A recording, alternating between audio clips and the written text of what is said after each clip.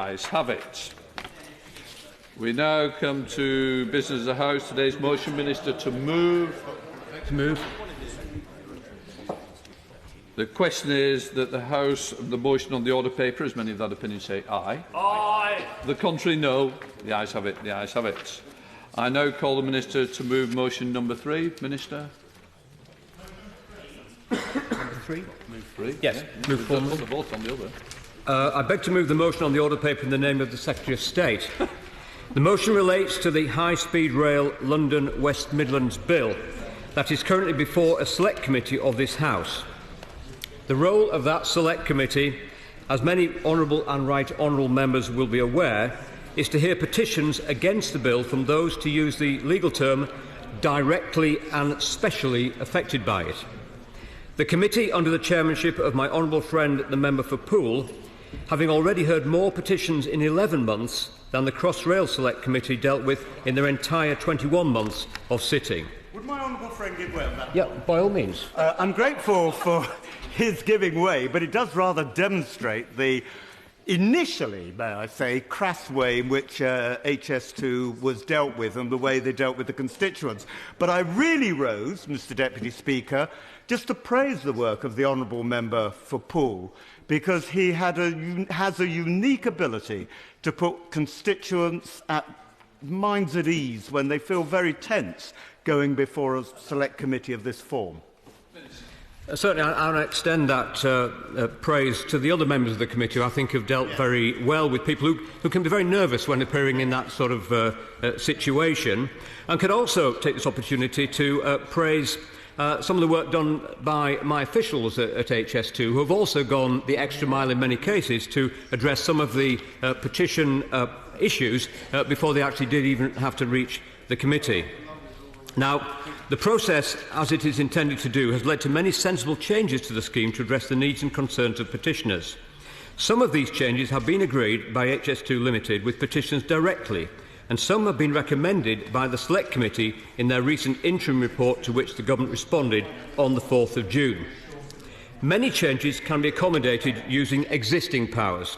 However, some changes require the powers in the bill to be extended. For example, where a change requires the use of land that is not included in the bill. In these circumstances, what is called an additional provision is required. This is effectively a mini-hybrid bill that has its own environmental statement and its own petitioning period for those directly and specially affected by the changes. The motion before the House today relates to an additional provision that, subject to this motion passing, the Government intends to deposit on July the 13th. The additional provision contains 125 changes all along the line of route beyond Camden that have resulted from the petitioning process and HS2 Limited's continued development of the design of the railway. These changes are mostly of a minor nature, such as the realignment of access routes and footpath diversions following discussions with affected landowners, or the relocation of areas of ecological mitigation to reduce the impacts on farming operations. I'm tempted, Mr Deputy Speaker, to say that this is a tidying up process, but I recall that was how some described the Lisbon Treaty. There are, however, 3 significant changes proposed. As already announced, we propose to realign the route in the Lichfield area so that it runs in a cutting rather than on an embankment, as well as moving the route away from the Trent and Mersey Canal. This will enable the line to go under the A38, the South Staffordshire Railway and the West Coast Main Line, significantly reducing the visual impact of the railway in this area. And I hope the House would welcome this example of the promoters seeking to take on board petitioner concerns and integrate them into the HS2 project where we are able to do so. Particularly as in this case, I'm pleased that this solution is less expensive to deliver. Yeah, by all means. I'm most grateful to him for giving way. Could he tell the House what effect these route changes will have on proposed journey times? They will have no effect at all on the journey times. This is about delivering the project, by and large, as planned, to get those increased journey times. And, of course, what HS2 is about as much as, in fact, more than journey time is about capacity. And HS2 is about addressing the real capacity issues we have on our rail network in this country, particularly between Birmingham and London. Now, the most significant other change concerns the Heathrow Express depot currently at Old Oak Common. This needs to be relocated in order to construct the new Old Oak Common station. Originally, it was intended to be moved to another site nearby. However, more detailed operational work undertaken by Network Rail since the bill's deposit has revealed that this site would not work operationally. We therefore propose to relocate the depot to a site in Langley near Slough. I'll give way to the honourable gentleman. Shed any more light on wouldn't work operationally, because what I've heard on the grapevine, and the grapevine has been my only source of information for this, is actually there's more potential to make money out of the Old Oak site than there is, for example, the Langley site, and therefore they want a depot out and some more commercial development in. Now, we did look closely at the site at North Pole Depot, but this operationally is more effective, and it also means that we can have a situation that doesn't block any proposal that might come forward for the Great Western Line to connect with Crossrail at Terminal 5. Explain what he means by operationally more effective, because to any normal person, it seems odd that it's operationally more effective to have a depot which is not even on the route between Heathrow and Paddington.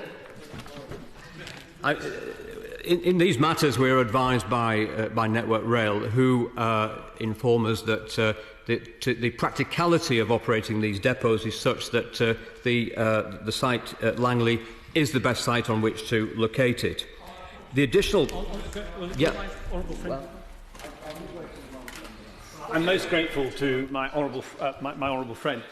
What work has been done in considering the Langley site on the knock-on consequences for transport within the Iver area? I ask this because there are specific schemes to relieve the heavy goods vehicle problem which is besetting Iver, and it is widely concluded that the project which is being put forward here will prevent those happening, in particular the relief road into the back of the Ridgeway trading estate. And this matters very much and will have to be sorted out if this is to go ahead. Well, the sort of issues that my right honourable friend raises are precisely the sort of issues that petitioners can come forward with through the hybrid bill process that this additional provision triggers. Can I make it clear to the House that we're not at this point considering the agreement on these changes? It is about setting the process in train so that the sort of points that have been made can be made and that the committee can look at them. The additional... Yep. Very grateful. Just in terms of the depot, perhaps the Minister can just clarify that last point that he said there. Will there be an environmental impact study done in terms of the difference between the two possible depots? Is that something that's been looked at, or is that something further down the line, if you'll pardon the pun? Well, no, there will indeed be an environmental statement addressing the impact arising from the 18 changes that do require additional powers from the bill. For example, a new location for the replacement village hall for Burton Green. So the environmental statement will accompany these additional provisions. Indeed, there are some changes which don't require additional provisions, which will also be in their own environmental statement, which will allow those particularly important environmental considerations to be discussed. Now, the additional provision includes powers to build sidings for Crossrail at Old Oak Common that may in future enable a link to be built between Crossrail and the West Coast Main Line. This is not in itself... I'll just finish this paragraph and then I'll let the Honourable Lady intervene. This does not in itself part of HS2, but doing the work after HS2 is built would incur significant expense and disruption. By all means, I give way. Yeah, thank you, Minister. I think it's good that these points by homeowners have been addressed. And on the point of Old Oak Common particularly, I just wondered if the Minister can clarify what compensation is available to my residents in Wells House Road and in Midland Terrace in NW10, because they're going to have to put up with, well, their suburban way of life will be, they're saying, will be demolished. Their gardens are being compulsorily purchased, and then there'll also be noise disruption, all sorts of things for 10 years. And I just wondered, whatever compensation scheme does come... No, order! Come on. I want to be helpful. No, you sit down a minute. Just relax for a second. I want to try and be helpful and just say, the Honourable Lady's just come in. Normally, I've let that go, but you must have short interventions. And if you want to catch my eye to speak, I'm more than happy, and I think that might be a good way to address it. But please, we must have short interventions. It is only an hour and a half debate. So wherever I can be helpful, I will do. Minister, can you answer? I mean, the Honourable Lady makes precisely the type of point that has already been raised by many residents with the existing provisions before the Hybrid Bill Committee, and any additional provisions in AP2 will also allow them to have that say, so that if necessary mitigation can be put in place to lessen the impact of construction traffic, to look at alternative routes to traffic and all those sort of areas. I mean, I have been down line of route and I do understand many of the problems. Indeed, I was in Slough on Sunday and saw the particular site from the train and know exactly where it is located. Now, these changes... Yeah, by all means. I'm very grateful. The Minister's been very generous with the time available. Just on the future-proofing issue, though, the Minister may possibly be aware that I have a certain interest in Stoke-on-Trent being serviced ideally by HS2 directly. But in terms of things like the Handsacre Junction, is that also being future-proofed to protect areas like Stoke-on-Trent? Does this statement that he's making today, this bill today, address that? I mean, that doesn't specifically relate to the measures in this AP2, but where possible we will ensure that as we construct the railway line we don't rule out other connections, which is precisely the point I made about the West Coast Main Line. Now, these changes in total will not increase the overall project budget or target price for Phase 1. They result in modest additional costs, but these will be accommodated within the contingency which is provided for this very purpose. As required, by all means. Grateful to the Minister for giving way. Could he tell us what the total additional land take is from these provisions? I don't actually have those figures to hand, but it is minimal. In most of the additional provisions that are in the document which has been provided for the convenience of the House, one will see that there are quite small additional areas of land. These are not major changes to the project, but tweaks. In fact, in many cases, changes made at the request of the landowner or farmer involved, because it makes their situation, improves their situation. Now, as required by standing orders, we will be depositing an estimate of expense setting out the gross cost of these changes should this motion be approved.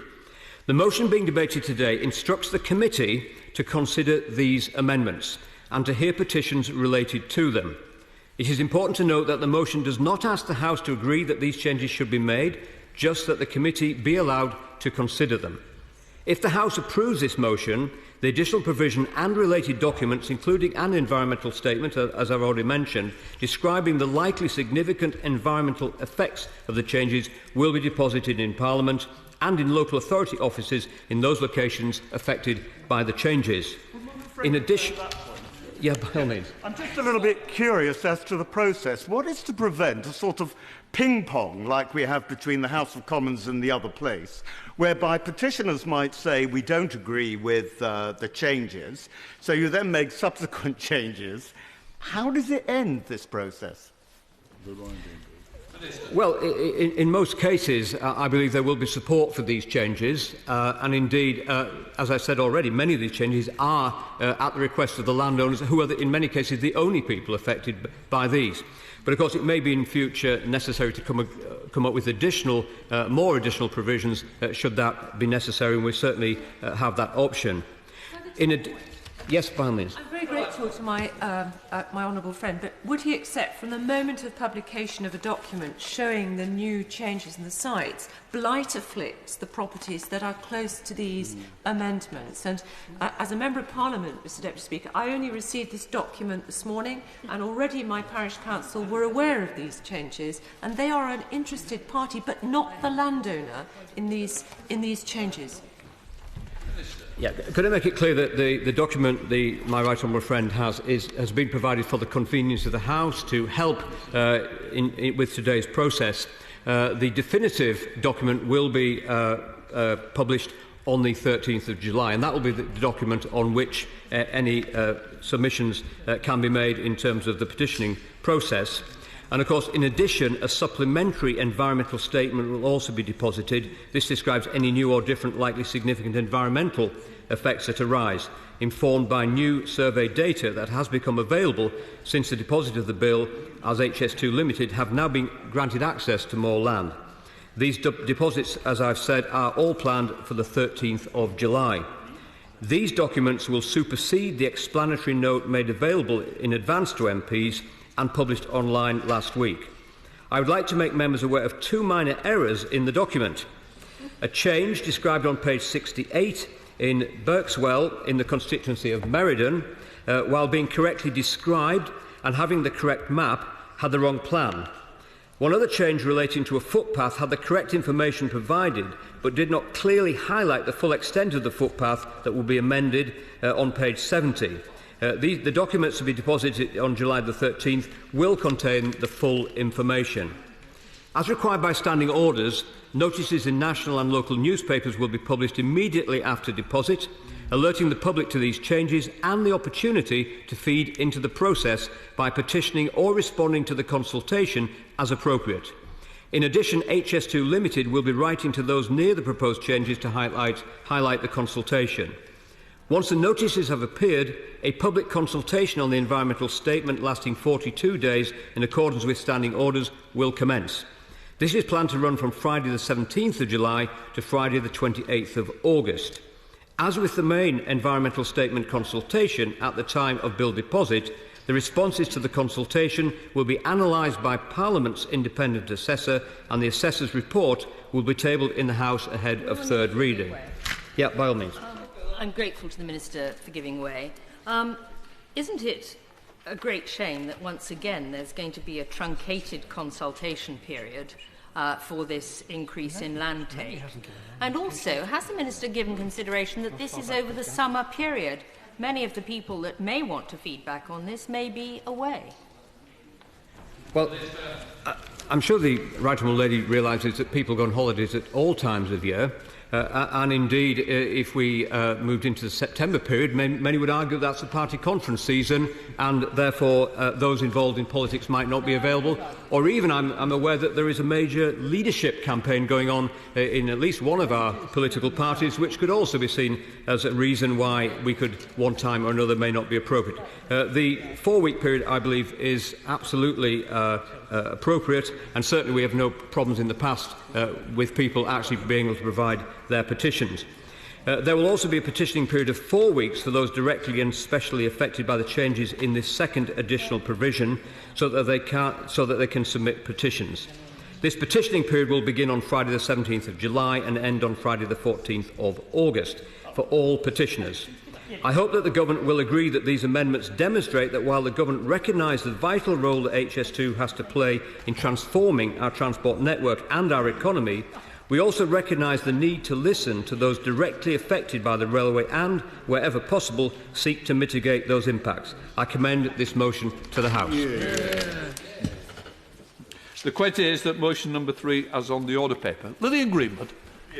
Thank you, Mr Deputy Speaker. I'd like to start by saying how glad I am we're holding this debate on HS2 on the National Women in Engineering Day, and I'm sure the whole House would agree that the Government's investment in rail must be used as an opportunity to encourage more women to take up careers in engineering and in the rail industry.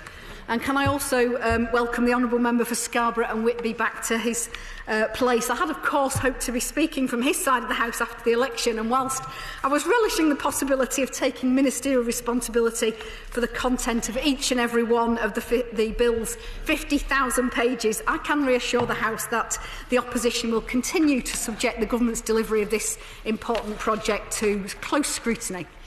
I'd like to take the opportunity to express our gratitude for the work undertaken by the Bill's Select Committee, including the clerks of the committee and the honourable members for Gateshead, Bolton South East, Poole, Worthing West, North West, Norfolk, and also to Mike Thornton, the former member for Eastleigh. I'm sure the whole House will want to place on record its appreciation for the time and effort spent by those I will in one moment, those residents and other affected parties who appeared before the committee, and also to the outside bodies and members of this House who provided support to petitioners. I give way to my... I thank my honourable friend for giving way, and I would like to go on record my appreciation for the Select Committee, which have visited some of the problem areas that we've got in Coventry, particularly those people outside the dividing lines that were to qualify for compensation.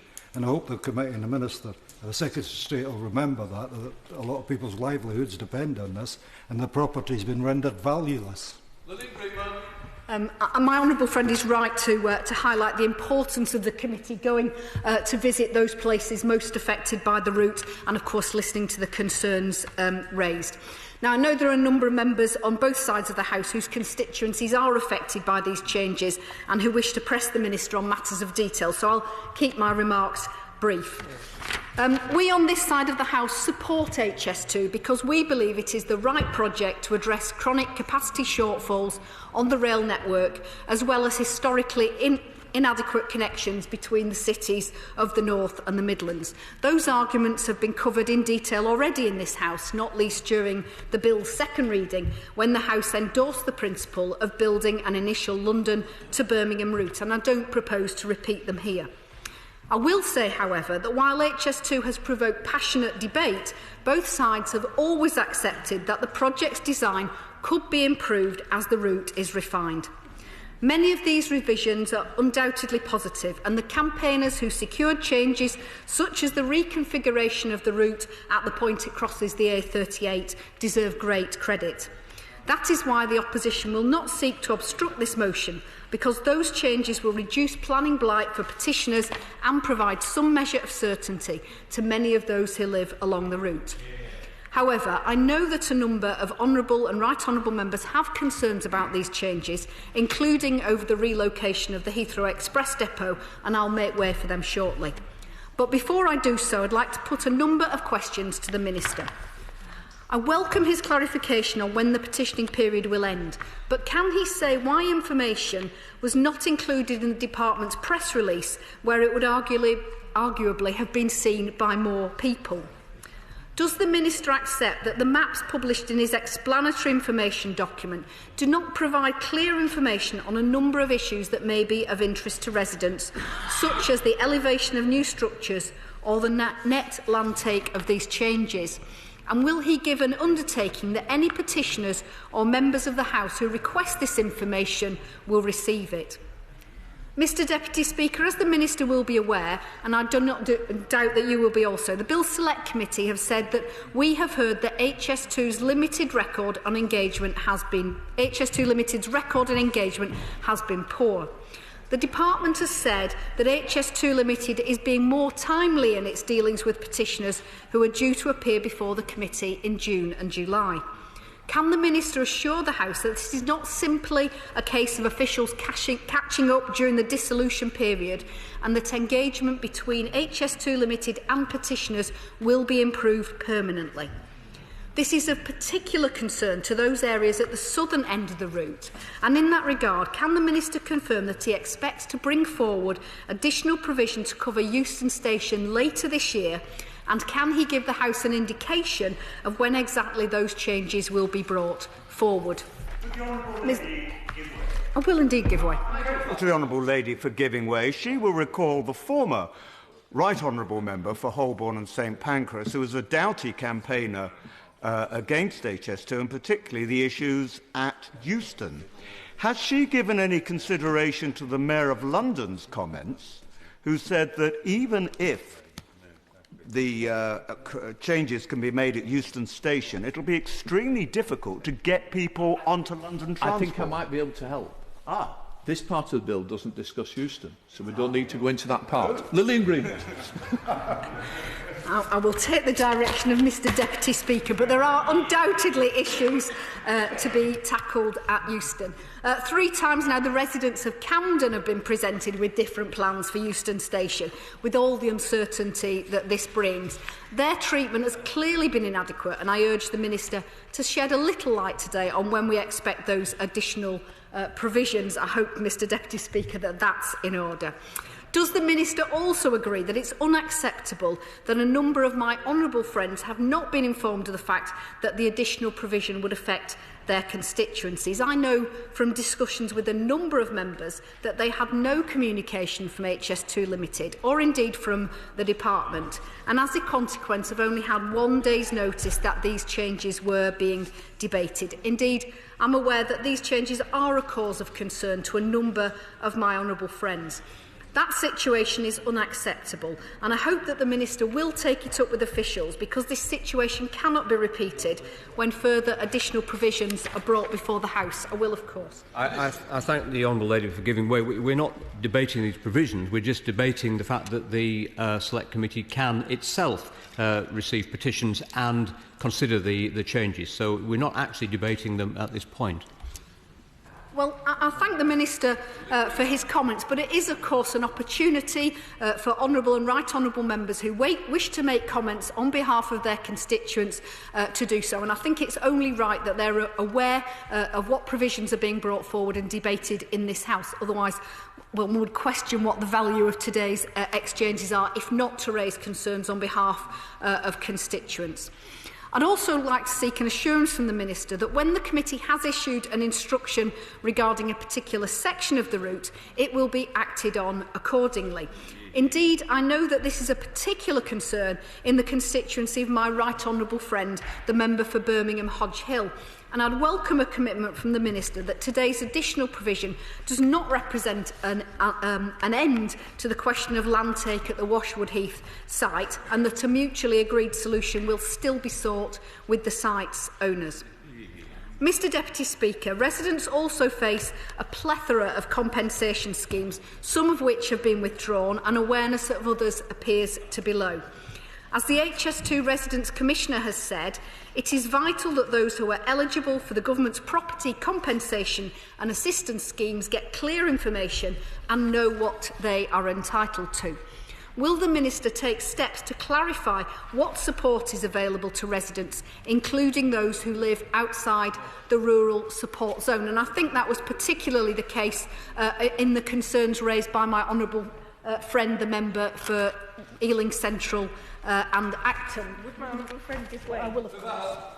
Thank you. Yeah, no, I mean, sorry, the point I was trying to make, thank you to my honourable friend for giving way, was that would my honourable friend agree that the residents of these two roads, Wellshouse Road and Midland Terrace, should be entitled to parity with people further up the line in rural areas, and that, you know, this is not just a case of special treatment for people in the Tory shires? I thank my honourable friend for her question. I think it's vital that the Minister and HS2 Limited set out precisely the implications for those roads affected in her constituency and the compensation that those residents are entitled to. It's absolutely vital that those who live in the streets next to Old Oak Common and indeed other urban areas are treated fairly, and perhaps the Minister will agree to meet with her subsequent to today's debate to ensure that she understands what those implications are. I will give way to my honourable. I thank my honourable friend for giving way. The point I was making earlier, and I hope she'll agree with it, the Minister should look again at the compensation package, because I've got constituents who won't get a penny out of this.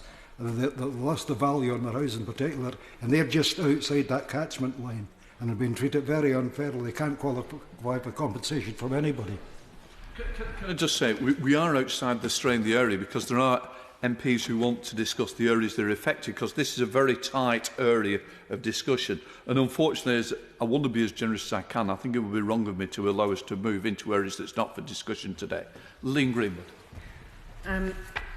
Thank you, my honourable friend, for his comments. And Mr Deputy Speaker, I think it's right that the committee acknowledged that decisions made over compensation for Phase 1 may have consequences for the compensation arrangements for Phase 2. And actually, the Government's delay on finalising the route for Phase 2 is causing planning blight. In the committee's words, the incoming administration, obviously they were speaking in March, should make an early decision on whether to proceed with Phase 2 HS2, and if it decides to proceed, quickly finalise the Phase 2 route. And that was 2 months ago. So can the Minister explain why a decision over Phase 2 has been delayed, and will he commit to making a final decision by the end of the year? Mr Deputy Speaker, we welcome the opportunity that the additional provision mechanism offers to refine the route, but as we look to the Government's record, it's difficult to resist a verdict of must do better. We on this side of the House continue to support this important project and will continue to subject the bill to line-by-line scrutiny when it enters the committee stage. Thank you. Cheryl Gillan.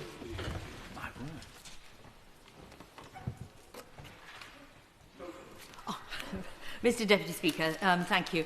Can I just say it's not often that I follow a front-bench opposition spokesman and say that I almost agree with every word that she spoke, because once again I find myself on my feet to decry the process that is being used to put through high-speed rail. This motion before us tonight, the High-Speed Rail London to West Midlands Bill Instruction Number 3, is in fact just part of a very complex and often unfathomable process for people outside this House, but also unfathomable sometimes for people inside this House, as I believe some of my honourable friends haven't even been able to access some of the documentation that was made available at the 11th hour. Sadly, this motion contains high-level pointers towards amendments that relate to my constituency, but not the instructions that I would like to see, which are ones for a fully bored tunnel in my constituency to save our area of outstanding natural beauty from the route of HS2 and the damage and destruction it will cause. I live in hope that one day a fully bored tunnel under the Chilterns will feature in a similar instruction, and the valiant efforts of thousands of people that support this change will come to fruition.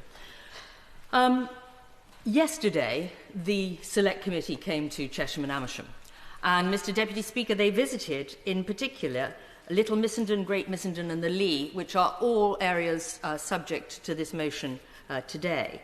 I have to add my tribute to the members of the Select Committee that are doing a very, very thorough job and examining the pain that is being caused by this project, but as is obvious, is getting a response from the Department and HS2 Limited, because I was so pleased to hear the cheers from my honourable friend, the member for Lichfield, about the changes that have resulted in his constituency, which are beneficial. So we look forward to having those reflected in any changes that may be made for Chesham and Amersham. But, Mr Deputy Speaker, I'd also like to pay tribute to the hundreds of people that came out on a working Monday to actually impress on the committee their commitment to the horrors of their antipathy to the horrors of the present construction plans, which will wreak havoc on the area, as well as tell at first hand the poignant and desperate stories of their own personal circumstances. However, today it is the process that we are looking at. And I have to say to the Minister that once again this process has been tested and found wanting. To know at such short order that this motion is coming onto our order paper in this House, but then not to have those full details available alongside seems to me very short-sighted. Members of this House expect to be fully informed of what is going on and not to be told that this matter is coming in the 13th of July. I raised a point of order, Mr Deputy Speaker, on this very point, and then miraculously was delivered of this additional provision explanatory information, but dated July 2015. As it's still June, it shows that this was probably not intended to come out this month. And it relates directly to these provisions, and I think that that should have been provided to all members of Parliament so that they could fully examine what was being proposed. Of course, the big problem for this, no matter how small the land take or how big the land take or how big the disruption, means that there is uncertainty for our constituents. And particularly when I had a visit yesterday from the committee, so close to that visit, not to have the full details available for the committee to see in situ is really not a fair and transparent process that I would like to see pursued by the Department and HS2 Limited and the Minister. Yes, I'll give way. To the Honourable Lady giving way, and I'm glad that she's sharing her experience with the House this afternoon. Has she had any evidence of High Speed 2 actually following a word that the High Speed Bill Select Committee has actually issued? Well, I have to say I'm concentrating, the Honourable Gentleman will know I'm concentrating on Chesham and Amersham. Fortunately, our petitioning process is right at its initial phases. The committee is going to be hearing about the tunnelling options that have been worked up by my community and by my local authorities, and then they will be hearing from some 800 petitioners. So at the moment, as far as my constituency is concerned, I hope the best is yet to come. But I hear what he says, because I think that reflects some anxiety that HS2 Limited and the department may not be entirely listening to what petitioners say. However, I would say to him in response that the Prime Minister has assured me in a recent letter that the Department of Transport and HS2 Limited are listening to petitioners. So once again, my optimism is there. I hope it will be rewarded. The changes that are indicated at a very high level in the motion tonight, Mr Deputy Speaker, also raise me to question the actual presentation of the document, which has the explanatory information on the additional provision, because it's not clear, in fact, who these people are that HS2 is responding to and instructing the committee to examine a change in their plans. It doesn't make clear whether it is the petitioner or the landowner, or in fact if the petitioner is a landowner and is a new landowner, perhaps HS2 Limited itself. So I think we need further and better particulars on that in short order. I also think, because in my particular case there are going to be farmers affected by the indication of taking more land at Mantles Wood, which is of course a piece of ancient woodland. Yesterday a lot of the farmers were making the point that in some cases the land take impacts their business and does not leave the farming business in a strong and viable condition. And we need assurances that this has been looked at by HS2 before giving instructions, further instructions to the committee to look at these particular parcels of land. Certainly, the complaints from farmers yesterday around that area of Great Missenden and Little Missenden and the Lee was that sometimes their land is being taken for compulsory replanting of trees that aren't suitable. So I would have liked some more information from the Minister on that. As I've said, I think the period of consultation that has been announced is terribly short, and I really would urge the Minister to re-look at that. I give way to my honourable friend. I'm very grateful to my right honourable friend for giving way, and I absolutely share her concern about the scope and ambition of the current additional provisions. Like her, they bear no relation at all to the concerns of my constituents at this stage, currently being expressed to the committee, complete disconnection. But can I also share her concerns about process, and could I ask her to join me in pressing the Minister to, at the very least at the end of this debate, that we get some reassurances that this process will be improved in the future, not least in terms of the timing of information to colleagues. My honourable friend joins me and others in echoing the fact that we do not feel that we are well done by HS2 Limited and the department, and it gives me great sadness to say this. Quite frankly, I would have thought after this period of time, because after all, Mr Deputy Speaker, it's 6 years since this project was first announced. I would have thought over 6 years the communications process could have been improved. I'm afraid the communications process, as is evidenced by the way in which this motion has been introduced, is still lacking greatly. And if we are not informed, how can we inform our constituents, and how can we represent our constituents properly on these matters? I think that I've taken up enough time. I would like to leave time for others to speak who are more severely affected by these APs. But needless to say, Mr Deputy Speaker, I opened the papers this morning to see that HS2 Birmingham to London passengers want on-board GPs, shops and gyms. And I have to say to my honourable friend, the Minister on the front bench, that I repeat that I hope we get a fully bored tunnel in the Chiltern AONB, because I do not want our precious landscape to be sacrificed for the novel experience of high-speed shopping and muscle toning. Drew Hendry. Thank you, Mr Deputy Speaker. High-speed rail, as we've clearly heard from the Minister, has a great economic impact across the route between London and the West Midlands. An infrastructure project of this size and scale also has the knock-on effect of changing communities. There are many people and views to consider on the route choices, and as we have heard in the Chamber today, some of that impact. There are also changes through the creation of jobs, both during and after construction, leaving a long-lasting legacy for the future years and the generations to follow. Indeed, the Minister said transforming the economy. And if it's true that looking through the report on additional provision from the Secretary of State, that views of people have been taken on board, it is possible to see where those views of the public and petitioners have been considered and where amendments have been made.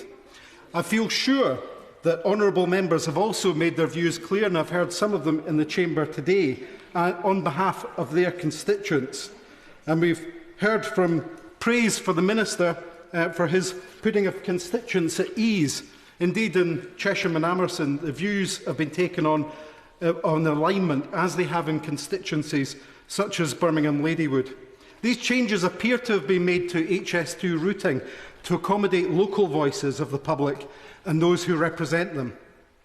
Taking the views of the public and their representation is always to be commended, particularly where there is likely to be positive economic impact that creates and supports employment, speeds journey times and increases connectivity to those who need it on the periphery and those who have suffered a paucity of investment over the decades.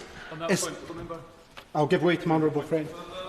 You mentioned rightly the economic benefits, jobs and communities. Do you agree that on the route could benefit from greater opportunities for business growth of all types, including expanding tourism and faster links with partners in Europe? And this being the case, shouldn't Scotland also benefit from a guarantee of connection of HS2 and be formally included in the forthcoming development of the route? Need to answer that, because unfortunately it's a very tight debate we're having. As important as it may be to your constituents, the fact is it's about the constituents that we're discussing within the route that's being talked about today. So unfortunately I can't allow the debate to wander higher than where we are at the moment. Hendry. Thank you, Mr Deputy Speaker. Notwithstanding that point, I think there are points, especially in local and national economies, which have to be developed by participation. And we heard earlier that projects that are designed can be improved. Mr Speaker, the Minister said that we need to avoid minor errors and covered that in the report earlier. I think we also need to avoid major errors. And I would ask the Minister to put more of those constituents at ease and to go a bit further with additional provision and listen perhaps to the demands of the people of Scotland, and he should ensure another alignment much further north of the West Midlands and make sure that Scotland is connected. Thank you. I'm trying to be helpful, I'm trying to ease in. Quite rightly, the SNP, you are the spokesperson, but even the spokesperson must stick to what we're discussing. It's not a free-for-all, unfortunately. Hendry. Thank you. I'll accept that mild rebuke. Excellent. Caroline Spelman. Thank you very much, Mr Deputy Speaker. I know a lot of other members want to get in, so I just want to focus on some of the changes in the motion which will be facilitated by the motion. My main concern is with the additional provisions as they affect the approach to Birmingham International Railway Station, the new interchange station. So I'm sure honourable members will appreciate the location of the interchange station is very important in terms of the orientation of the route, and one of the proposed changes on page 108 would appear to change the road infrastructure on the approach to the station. The road in question is Diddington Lane, and I see in this document it states that the changes at the landowner stroke petitioner request.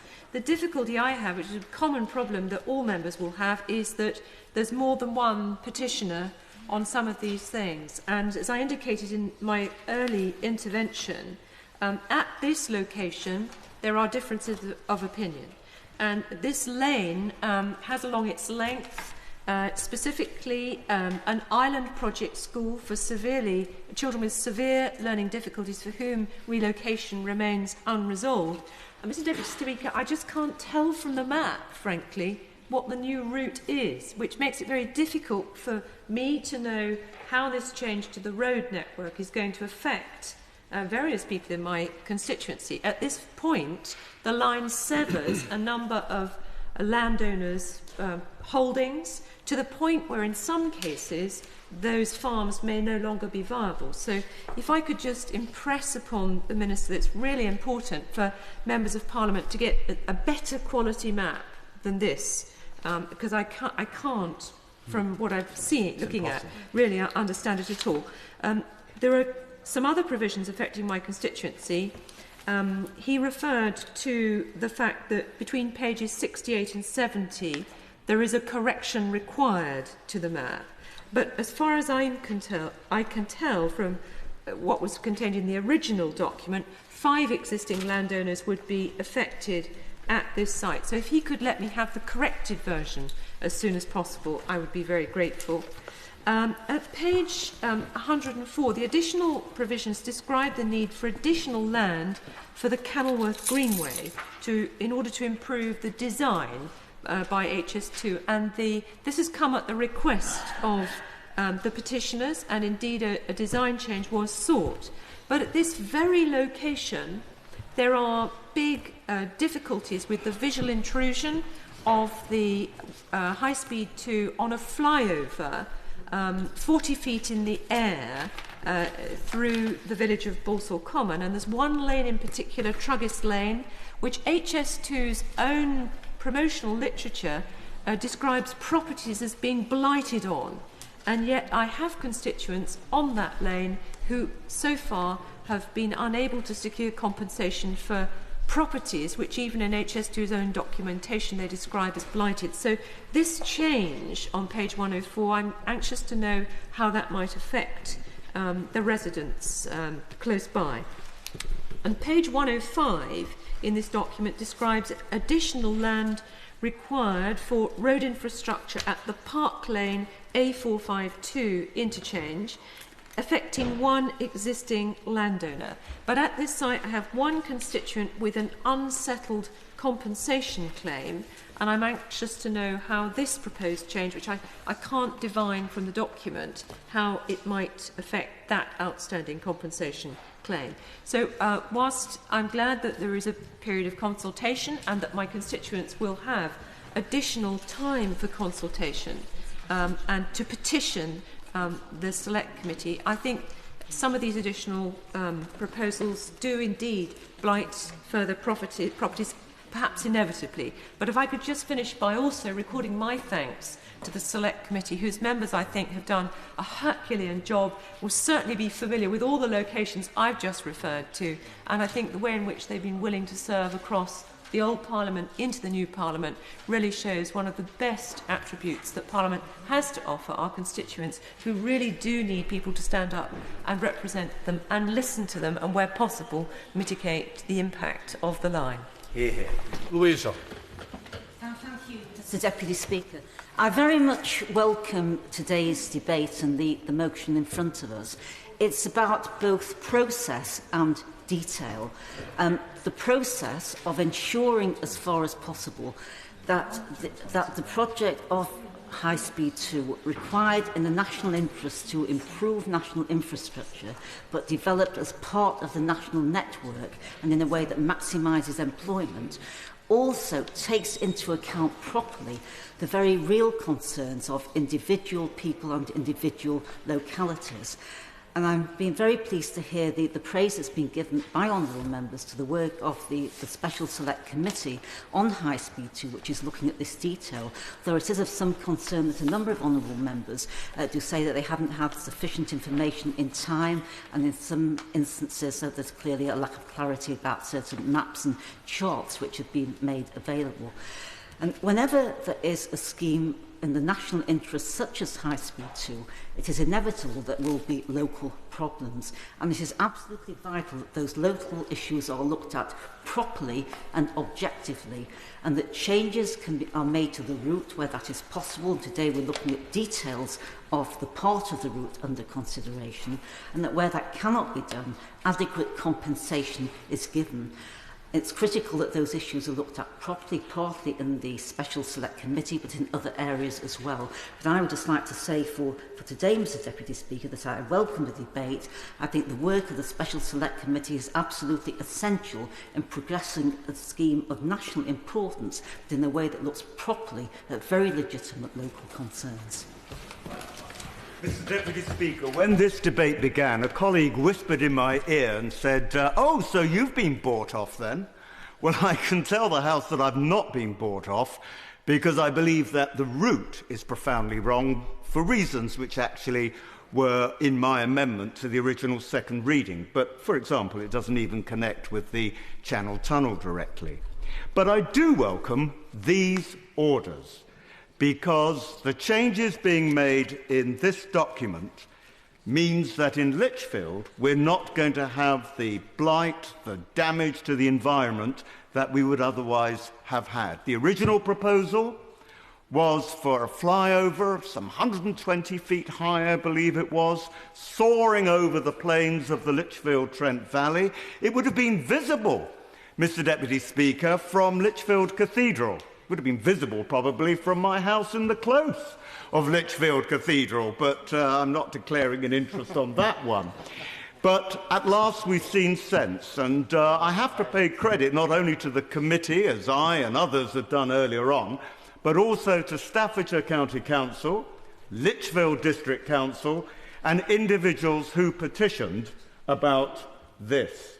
And indeed, I must pay particular tribute to a local farmer whose son demonstrated to the committee the height of the flyover by getting a drone with flags attached to it, running to and fro. I was slightly worried that an Exocet missile or something would shoot it out of the sky, but it demonstrated very clearly to the committee, and indeed I think to some of the people working for HS2 who accompanied the committee when they came to Lichfield, the damage that the high viaduct would have done. And there's a further change too. Those who know me well know that I'm a keen narrowboater, and we've got some beautiful canals in the Lichfield area. And the HS2 route originally would have crossed the canals at 2 points, at particularly beautiful points. Changes have been made there too, although, as the Minister said, actually they've managed to actually reduce the cost of HS2 by making these changes. Nevertheless, I'll say that the Minister did it because he knew also it was the right thing to do, and it means that these canals are now going to be protected. So, in short, I welcome these orders, Mr Deputy Speaker. I welcome for once the Minister, who's a good friend of mine, for presenting these orders to the House, and I, for one, if it comes to a vote, will be voting for them.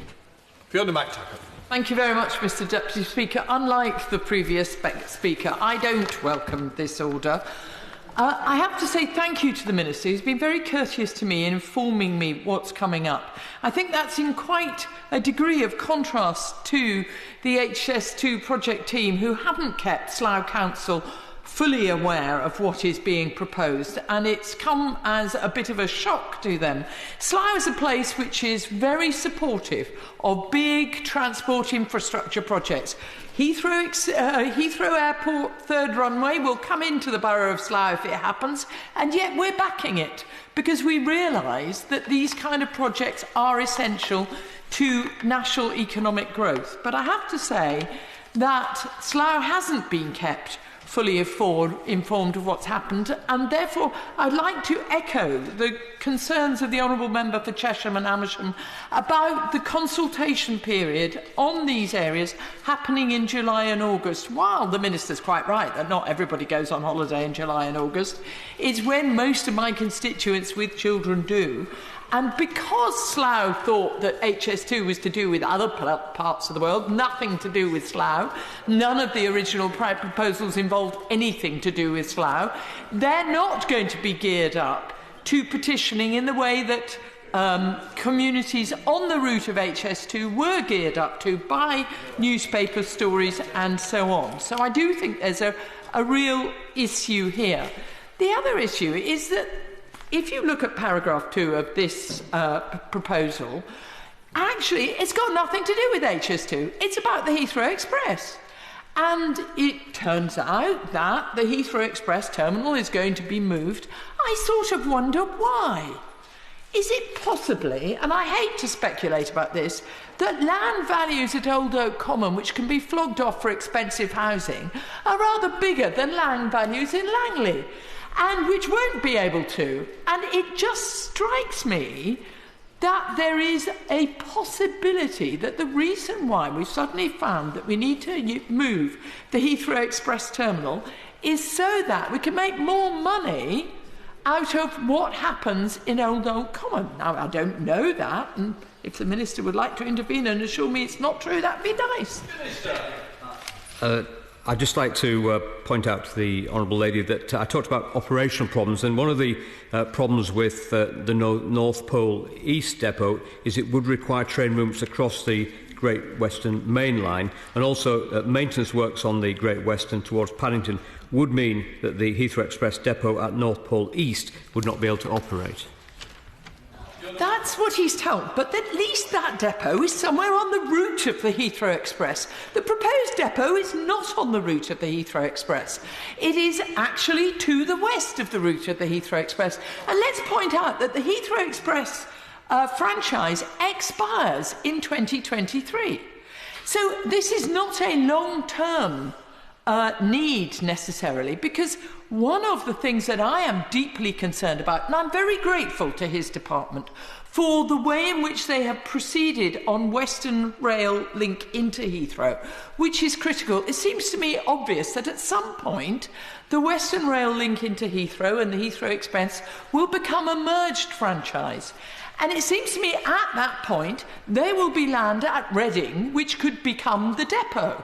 And so I'm worried that what we are looking at is a very short-term invented solution because someone's faced a problem about the Heathrow Express here, and that what we are being asked to do in this order is to solve a short-term problem, which I accept exists, in a way which isn't long-term and strategic. It seems to me that if the department said this franchise expires in 2023, until then Heathrow has a monopoly on it, but if Heathrow wants its third runway, and we don't know what the Davis Commission is going to say, but if they want their third runway, maybe there's a bit of a price for it. Maybe the price is actually giving up this particular franchise and looking at how we can integrate it more intelligently in the rest of the rail network. That, in my view, would be a strategic way of dealing with this.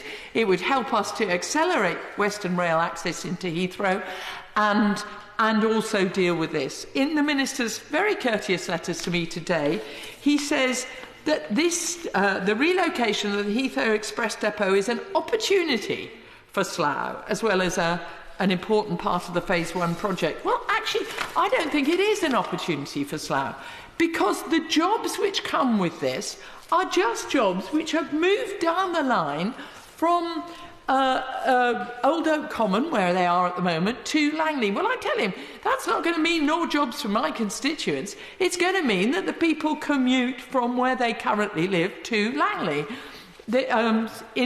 I'll give way again to the Minister. Could I point out that some of the land that's required for construction will be returned once the depot is complete, so that land will not be lost altogether in terms of job creation in her area. But actually, most of the land that this is going to be on is housing land. I represent the most overcrowded, in terms of housing, borough outside London in the country. In fact, it's more overcrowded than most London boroughs. We have a real need for housing in Slough, And this land, I'm told by the council, is currently identified as being able to provide 200 to 300 homes for local people, which will not be available when this has been used up. The impact of the construction and the depot on air quality in an area which is already affected by a big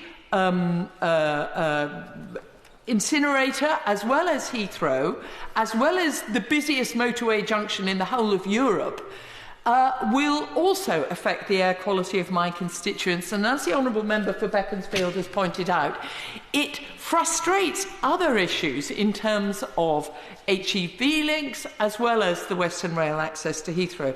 So I know that there will be petitions from Slough, but I also know that there won't be as many petitions from Slough as there have been from other communities on this route.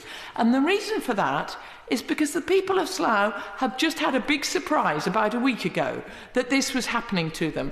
And it's a surprise that they can only intervene on over the next few weeks, a very short time, when some of them are dealing with their children's end-of-term, plays, and then planning to go on holiday and so on. So I predict that although my constituents will be panicked about this, although my constituents are actually constituents who are welcoming of major transport infrastructure projects because they know we need them in order to make prosperity for Britain, they will think they have been badly treated by this process, and I have to say I believe they're right. Thank you, Mr Deputy Speaker. I should be very brief in my intervention on the plans so far they concern either. The Honourable Lady's raised the consequences of this new depot for Slough. As my Honourable friend will be aware, if he looks at the plans, it shows that the land take extends beyond the Slough boundary and indeed as far as Iver Station. Now, so far as my constituents are concerned in Iver, they obviously live some distance from the main HS2 route and have not previously been concerned with it, except insofar as the Heathrow link affected them before that plan was withdrawn. The scheme raises two distinct problems. Firstly, it's difficult to understand what effect it will have on the Western Rail link into Heathrow, and I'd be very interested as soon as possible to hear from the Secretary of State and from my honourable friend as to how that impact will actually work in practice.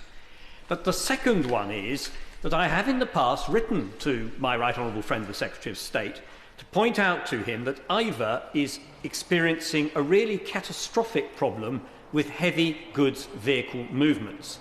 The number of transport depots in the immediate vicinity of the village, many of which have grown up out of existing planning uses that predate the arrival of planning control, mean that the village is slowly being strangled by the HGV movements. If one stands in Iver Village High Street, there will be a heavy goods vehicle of the largest size coming through on an average every 58 seconds. This is a shopping street, it's a narrow village street, and the planning development has taken place in complete disregard of these facts. Now, there is a possibility of relieving that, and that is the construction of a relief road running into the back of one of those sites. And it has to cross the path and indeed across the line of this new depot. And the anxiety that my constituents have is that a project which has been long sought is going to be rendered even more difficult to achieve because it is not factored in to the construction of this depot, which of course might provide the ideal moment for its construction. But that if it doesn't take place when this depot is constructed, it may be impossible thereafter for it to occur at all. And as I say, my right honourable friend, the Secretary of State, has been aware of my concerns about this for some time. I do have to say that so far as this scheme is concerned, although I was aware it was around in the background, there has been no prior notice to me of any kind that it was finally going to be brought to fruition. And I am very concerned that the committee may not be in the best position to evaluate these issues when it comes to consider the matter under the petitioning process.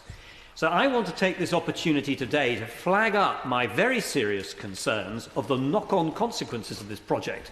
I should say, perhaps I can reassure my honourable friend, that if that if we could use this process to provide reassurance that we're going to have such a back route into the Ridgeway trading estate, I'm sure that many of my constituents might even see some positives from this proposal, although I'm very mindful from what the Honourable Lady has said that I can see from Slough's point of view for its housing requirements there are serious knock-on consequences for Slough. So I do hope that my honourable friend can take these on board, and I want to flag up at this stage and repeatedly that this will be an unacceptable proposal if it leaves Ivor even more isolated and the prey to the heavy goods vehicle traffic it's suffering from at present. Thank you very much, Mr Deputy Speaker.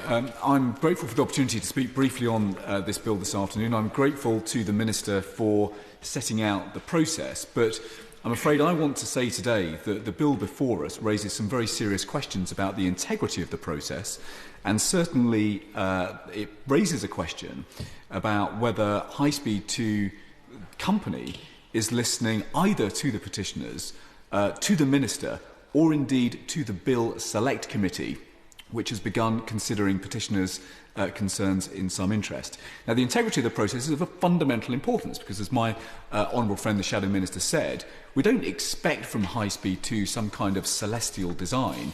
There are bound to be some issues with it, and those issues are going to need correcting. That's why the Bill Committee, and I want to pay tribute to it again this afternoon, is so important, and it's why we're also grateful that it's doing such a magnificent job. Now, the provisions that are set out this afternoon include a couple of provisions which are in the Saltley Business Park, which are intimately connected to the proposed rolling stock maintenance depot, which takes out a considerable chunk of the north of my constituency. And I don't want to detain the House this afternoon with the details of this proposal because I've brought it to the floor of the House a number of times before. But suffice to say, this is an area of land which is the size of 100 football pitches. It represents 1/3 of the available industrial land in the whole city of Birmingham, and it is located at the junction of two of the constituencies that are amongst the 4 most unemployed constituencies in the whole of the United Kingdom. And if we develop the site in its entirety for jobs, we could generate between 7,000 jobs, which is my estimate, or 3,000 to 3,500 jobs, which is the Minister's estimate. A very considerable number, which nonetheless could knock off something like 1/3 of the unemployment in the city of Birmingham boundaries. Now, because this is a site of such economic impact, of such economic significance, the High Speed 2 Bill Committee has considered it in considerable detail, and I was incredibly grateful that although the High Speed 2 Bill Committee didn't side completely with my argument, it recognised that the issue of unemployment in and around the rolling stock maintenance depot had to be considered. And the provisions that we've had set out today in the Saltley Business Park do nothing to address the Bill Committee's concerns. In fact, what they do is they take out even more industrial land in the city of Birmingham. Now, it could be that the site is proposed today for the relocation of business, but we just simply do not know. What the Bill Committee said, I'll give way in a moment, what the Bill Committee said is that we impress upon High Speed 2 the need to adjust their scheme in order to reach agreement with the site owner, which is AXA, in order to maximise the number of jobs and to minimise the time for which land was going to be required. And High Speed 2 was actually directed by the committee to work with the site owners in order to deliver this solution. Now, that was a judgment that was passed down last December, and although there have been detailed technical committee meetings, and although the site owners have now presented a detailed redesign of the site that would minimise land take, we have seen nothing of those discussions reflected in the provisions this afternoon. I give way to the Minister. It was precise on that point that I wish to intervene on the Right Honourable Gentleman. As he mentioned, the Select Committee's interim report recommended we are working with the owners and Birmingham City Council on land take to see how far land can be returned for development as early as possible to secure that development that could result in jobs being created. I'm very grateful for the Minister's clarification and intervention. But I would urge him to go further in his winding up remarks this afternoon, because it is going to be important to me that land is minimised and that jobs are maximised, of course. But it is actually going to be of interest to all honourable and right honourable members of this House that High Speed 2 not only responds to the petitioners and to the High Speed 2 Bill Select Committee, but are seen to do so. And hitherto, and in the provisions that we've seen this afternoon, we quite frankly have scant evidence of that. So I hope that the Minister, when he stands up to wind up, will take the opportunity of endorsing once again the Bill Committee's recommendations about the rolling stock maintenance yard. I hope that he will urge High Speed 2 to actually do the deal, to come to an agreement with the site owner of AXA, because I personally do not want to occupy the site in order to ensure that High Speed 2 honours a recommendation that has come from a select committee of this House. And I hope the Minister will spare us all that spectacle and use his very good offices to ensure that High Speed 2 buckle down and listen to a select committee of this House and its recommendations. Thank you, Mr Deputy Speaker. I just wish to make a very brief comment in this debate, and it's to speak to Part 1C of the motion before us today, and that is the asking the Select Committee to look at providing cross-rail sidings at Old Oak Common in a way of future-proofing a possible link between the Great Western Main Line and the West Coast Main Line. I think this is a very important safeguarding for two principal reasons. Firstly, in the long term, when HS2 is constructed and capacity is freed on the West Coast Main Line for classic services, I very much hope that it will be explored that Crossrail will extend up the West Coast Main Line, even as far as Milton Keynes, to serve my constituents. I think that would be a very good enhancement of commuter services in and out of London. But perhaps more significantly, opening up this option of Crossrail going up the West Coast Main Line during the construction phase of HS2, in particular the construction at Euston, there's inevitably going to be some disruption to services in and out, both intercity and commuter.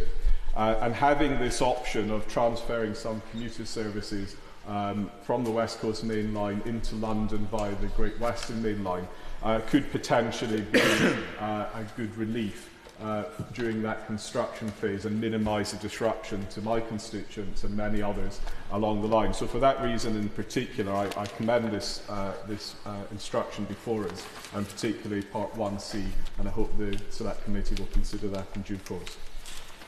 Andy Slaughter. Thank you very much, Mr Deputy Speaker. Let me begin by saying that I support HS2. I support the potential for jobs and homes and regeneration in my constituency in the old common area. And I even appreciate some of the difficulties which everyone from the Minister down has with this scheme, not least because Old Oak itself must be one of the most complex, as well as the largest development sites in London and possibly the country, involving not only HS2 but Crossrail, Overground, Great Western Main Line, and of course the commercial residential developments that I've mentioned. This will anticipate there's buts coming here.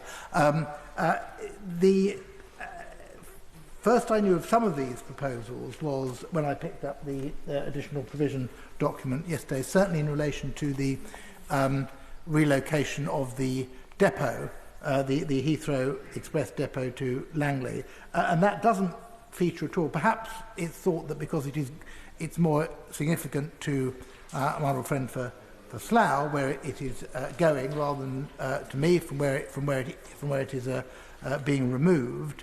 Nevertheless, these are significant, and I think it's acknowledged by HS2 themselves that these are significant changes. Indeed, I got an email today from HS2 that said, I understand there's a motion table for debate tomorrow on changes along the proposed HS2 route, including some substantial changes to the Old Oak Common area, and they then mentioned 3 turn-back sidings for the Crossrail service and passive provision for a West Coast Main Line Crossrail link. I'll come back to that in a second. And then additional land for diversion of a sewer, additional land for a temporary logistics tunnel, additional land for a construction compound, additional land for a conveyor route, and then as an afterthought, the relocation of the depot. And there is a meeting, which I can't attend, on Saturday, a public meeting, which again, in the advertised to my constituents, there's no mention of some of these changes taking place. And it's right to say that there was some prior notice of the West Coast Mainline Crossrail link. HS2 were very clear to me that this was not an HS2 project, it's a Crossrail project. Crossrail were very clear to me that it wasn't really part of the Crossrail scheme. It is, I think, as the honourable member who just spoke said, it's a temporary measure. It's a temporary measure to deal with the construction phase. It must be the most expensive diversion ever in the country. I'm not quite sure how many millions of pounds it's costing, but it's effectively maybe a nice adornment to the railway network, but nothing more than that. And certainly during the construction, and indeed when it is built, it's going to cause very severe disruption. As I say, I don't object to the proposals, and I am sympathetic to the difficulties, the logistics of the task, but I do find that HS2 acts in a vacuum and acts often in a way which doesn't appear to take account of anything else that is going on around it. And that includes other railway. And I'm be very pleased to have one of the major interchanges in the country in my constituency, but it's going to be a dog's breakfast of an interchange, the way things are going at the moment. And I'm sure, and I'm apologise that I missed my honourable friend for Slough's speech, but I suspect what she said is, why am I getting this depot rather than it being in Shepherd's Bush? And I suspect the real answer to that, although the Minister says these are purely logistical reasons, is because it's better to put it somewhere where property prices are a little cheaper than to put it in Shepherd's Bush, because there'll be some more room for, in a moment I'm going to wait to the Minister, for more of those Boris's mini Manhattans there, which is what we're going to be graced with, which is these sky-high blocks of flats which are all empty and all sold overseas and are all safe deposit box for dirty money from abroad, which are going to loom over Wormwood Scrubs for the foreseeable future. I give way. I thank the honourable gentleman. I wish that it were the cheapest option. We have looked at a number of options, including North Pole East, the Crossrail Depot, Reading, Southall, Ealing, and Langley. And Langley was the best option of all the other as all the others had operational issues, but it certainly isn't the cheapest option. I understand that the Minister is reading from his brief, and he can't be expected to know every single detail of all the immaculate plans that are in this document. But let me say that if you are in the middle of this, if this is a very large part of my constituency which is being developed, I say the largest development site in London, you do worry. You do genuinely worry. And I would plead with the Minister to talk to his colleagues in government and to appoint somebody, call them a czar if you want, or a sultan or whatever it is, to oversee what is happening in Old Oak, because otherwise you are going to end up with a terrible, terrible mess. I'll give you way. To the honourable gentleman for giving way, because we obviously don't see entirely eye to eye on this project, but perhaps he would agree with me that it really is time now for the Department of Transport to sit down and have a look at the administration of HS2 Limited and to come up with a proper communication strategy that keeps us all informed, whether we're pro or anti, about how this project is developing on a timely basis and with accurate and detailed information. I think that's right. The Honourable is assiduous in her pursuit of this issue, and I think she's right to do so. And I think in time HS2 may even thank her for that, because there's nothing better than a well-informed critic to keep you on your toes. And I am even sympathetic to HS2, because I know that what the government is saying to them is, you make sure you keep within budget and you make sure you keep to time, because any further increase in the costs of this will not be sustainable. But at the same time as doing that, they do have to be clear that they are building not just a 21st century railway, but they are engaged in some of the major regeneration projects in this country. And I'll end on this speaker. I don't take up too much time. They need to look at the potential for collateral damage. And I don't just mean the obvious matters where honourable members are quite rightly objecting on behalf of their constituents because of it is despoiling countryside or causing noise or other pollution. My honourable friend, the member in Central and Acton, quite rightly intervened on behalf of her constituents in Wells House Road and Midland Terrace. They are right up against this. The committee visited, and I went on that visit. It's my old constituency. They are going to be surrounded on 3 sides by this development for 15 to 20 years. It's horrific. And on the 4th side, the main road, Old Common Lane, is going to be closed for a year or 2. And it just doesn't bear thinking about. And I'm afraid either it hasn't been thought about, or it's been thought about and dismissed and been put in the too difficult box. The issue which I raised in a short 80-minute speech in Westminster Hall at the end of last year about the effect on my constituency, particularly the environmental effect, particularly the effect on Wormwood Scrubs, a unique and very large piece of open land, has not been addressed. I do not believe that the meetings which they said would take place with amenity groups, with environmental groups, with residents groups, and indeed with transport groups have taken place. I do not believe that the voice of local residents is being listened to, whether they're speaking in an entirely parochial way, properly, on behalf of their own property and their own land, and being properly compensated, which we're certainly not in urban areas, or whether they're speaking for the wider public good on behalf of the environment, or whether they're coming up with innovative and better transport schemes.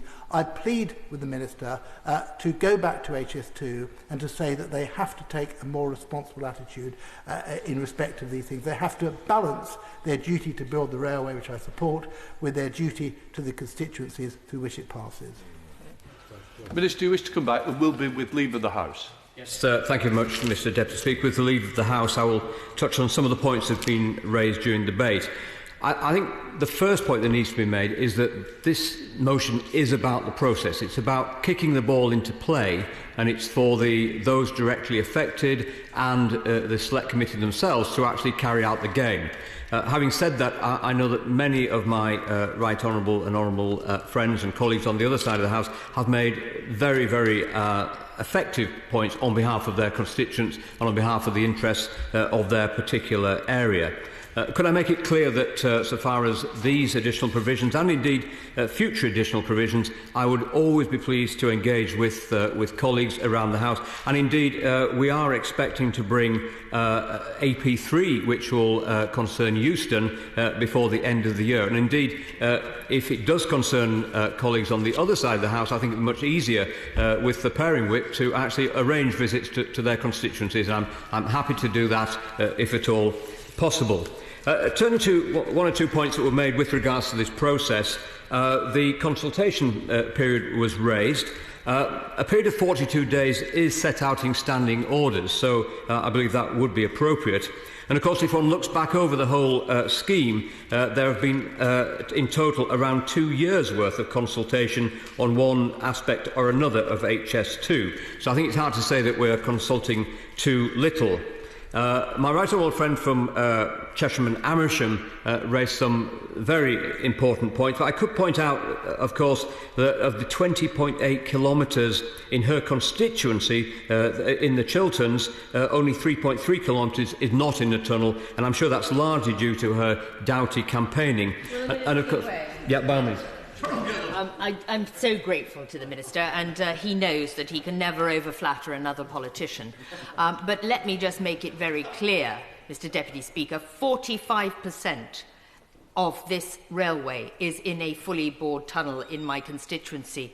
55% is in a green tunnel or cuttings, which is a scar on the landscape and will damage the AONB. This is a PR exercise too far. We want a whole tunnel. She raises a point which I'm well used to hearing, and I know the Select Committee themselves are in no doubt as to the strength of her feeling and the strength of her constituents' feelings on this matter.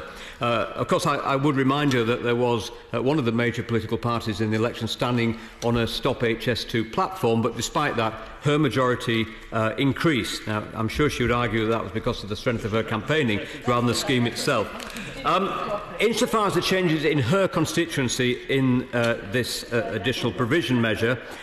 2 of those are at landowners' request. So I feel that is 2 of the 4 at landowners' request. So I think that shows that we are reacting to people's very real concerns. My right honourable friend from Meriden talked about some issues in her constituency, and I will certainly offer to write to her with full details. But many of the points she raises will be in the environmental station. And indeed, the Birkswell Greenway change extends the Greenway to Birkswell Station, and which will benefit existing users. The Honourable Lady opposite raised a number of issues. She asked why was not the petitioning period in the press notice. The petitioning process depends on the motion passing, and therefore it would have been preempting the will of the House to announce that in a press notice. She also talked about the maps and the information on land take, and this information will all be provided in the environmental statement that will accommodate the deposit if this motion passes. My right honourable friend for Beaconsfield mentions Western Rail access, something very important, I think, to future connectivity in our country. And I can reassure him that the depot at Langley is compatible with the Western Rail access to the Heathrow scheme. The Honourable Lady for Ealing Central and Acton raised some very real concerns regarding some of her constituents and the compensation arrangements. Could I point out to her that the residents of Wells House Road are eligible for the need to sell scheme, and indeed properties in Wells House Road that are in safeguarding can issue blight notices to have their properties purchased. As I said, many of the points raised are points that should be raised in petitions, points that should be raised through this process that we are commencing today. But I would echo the points made by both the chairman of the Select Committee, and congratulations to her for retaining that position unopposed, and also the honourable member for Birmingham Hodge Hill, who talked about the quality of the process. And I think the process is as much about the people involved in that process, and I would extend that not only to the members of the Select Committee, but those involved with HS2. I know they've had a bit of stick today, but by and large they are doing their best to try and address some of these problems. But also I think to the very many people up and down line of route who are being affected by this and who have engaged with the process in such a commendable way. Yeah, by all means. Minister for giving way is being characteristically generous. Do I take it, therefore, that he will use his good offices to ensure that High Speed 2 do indeed honour the recommendations that the High Speed 2 Bill Select Committee do hand down to High Speed 2? Because, of course, if those commitments are not honoured, then, frankly, the integrity of the process will be called into serious question. Minister. Absolutely. I think I've already made that assurance about land being released as soon as possible, and certainly I will, if necessary, have a meeting with the right honourable gentleman, with officials, so that we can get some assurances that will hopefully satisfy him. So I commend the motion to the House. The hybrid bill process is working for... Yeah, by all means. In response to his honourable friend from Beaconsfield, he talked about the fact that this scheme is fitting in with Western Rail access. But as I understand this scheme, the Hollow Lane Bridge, which was to have been raised in order to improve the HGV issue, which the honourable gentleman from Beaconsfield raised, has actually, an alternative has been proposed, and therefore those issues will not be able to be dealt with by this scheme unless it's otherwise unless it's changed. Can he answer that point? Well, I'd certainly be happy to meet with those concerned to get my head around precisely how we could improve the scheme to address those concerns. After it's not an issue that I'm absolutely on top of, and I would apologise for that, but I'm going to be put right by my right honourable friend. I'm most grateful to my honourable friend. I can assure him that if he discusses with his officials, he will see that I have had correspondence with them about this issue. And this does provide a real opportunity. But as I've suggested on previous occasions, it's going to need a bit of a push from his department if this is going to be brought to fruition. And what I certainly cannot accept is that this scheme goes ahead and leads, in fact, to it becoming impossible to implement a relief road. That would be, for my constituents, a catastrophic state of affairs. Well, I absolutely understand the situation that this scheme should neither confound some of our other rail plans in terms of Western Access, nor should it confound plans for highways improvement. So I'm more than happy to meet with my right honourable friend to get my head around these issues in particular. The motion brings forward changes to address issues that have been raised. This motion will put these proposals under the scrutiny of the Select Committee, and I'm sure the House will be delighted to approve it. Now, by all means, before he finishes, I wonder if he could clarify when he expects to bring forward the additional provisions in respect of Euston, and also when the Government expects to confirm line of route for Phase 2.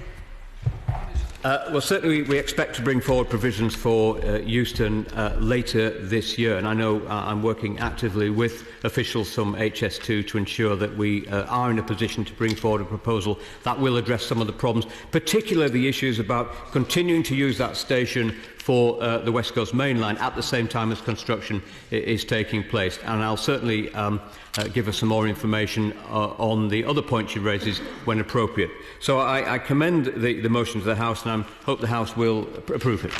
Well done. The question is that motion number 3, as on the order paper. As many of that opinion say aye. Aye. The contrary, no. The ayes have it. The ayes have it. We now come to motion number 4 on the use of the chamber for the Kingdom Youth Parliament. Leader of the House to move. Thank you, Mr Deputy Speaker. I beg to move the motion standing in my name and that of my right honourable friend, the Leader of the House, the Shadow Leader and the Shadow Leader of the SNP. The United Kingdom Youth Parliament has now met in this chamber annually since 2009, giving younger people an opportunity to debate motions which have recently been decided upon by a national poll under the name of Make Your Mark. The number of votes cast in the Make Your Mark ballot increased from 478,632 in 2013 to 876,488 in 2014. Last year, this led to debates on various subjects, including exam resits, the living wage, careers advice and voting age, as well as a commemoration of World War I. It is important that our young people learn a sense of respect and ownership of our democracy and its institutions, just as it needs to be the case that our democratic institutions respect them. Giving young people the chance to debate here in this chamber is a great privilege, which I know they value. The motion before us would allow the UK Youth Parliament to meet annually for the length of this Parliament, and I commend the motion to the House. Philip Davis. Thank you very much. Sorry, excuse me. The question is as on the order paper. Philip Davis. Thank you very much, Madam Deputy Speaker. It's an absolute delight to see you in your position in the chair, something that I support very warmly. And I suppose it's fitting that you're in the chair for this debate, because I know that this is a subject that you feel very strongly about and have done in the past, and you've earned the thanks of many young people for it. And I can also appreciate how keen you were to get onto my speech, which is probably a first, and probably for the last time as well. It's customary on these occasions, Madam Deputy Speaker, for me to speak in these debates on the sitting of the Youth Parliament, and it's an unexpected pleasure that we've actually got the opportunity to debate this. That appeared unlikely to begin with. But I think it's important to set out the background to how we've ended up in this situation in the first place, because as many honourable members will know, this is a state of affairs that I do not support. This came about as a result of a promise that the former Prime Minister, Gordon Brown, made to some young people at an event, when he made an off-the-cuff promise that he would allow them to use the House of Commons chamber for their annual sitting. It was a promise that he was in no position to make, because it's not his chamber to give up at the time. But it was typical of the former Prime Minister that he would say anything and do anything in order to curry favour with a few people where he thought he could get a few extra grubby votes from. And then, of course, we were in the situation where he'd made this promise that he couldn't deliver on and couldn't keep and wasn't his to make. And so, basically, he asked Parliament to dig him out of a hole that he'd created for himself.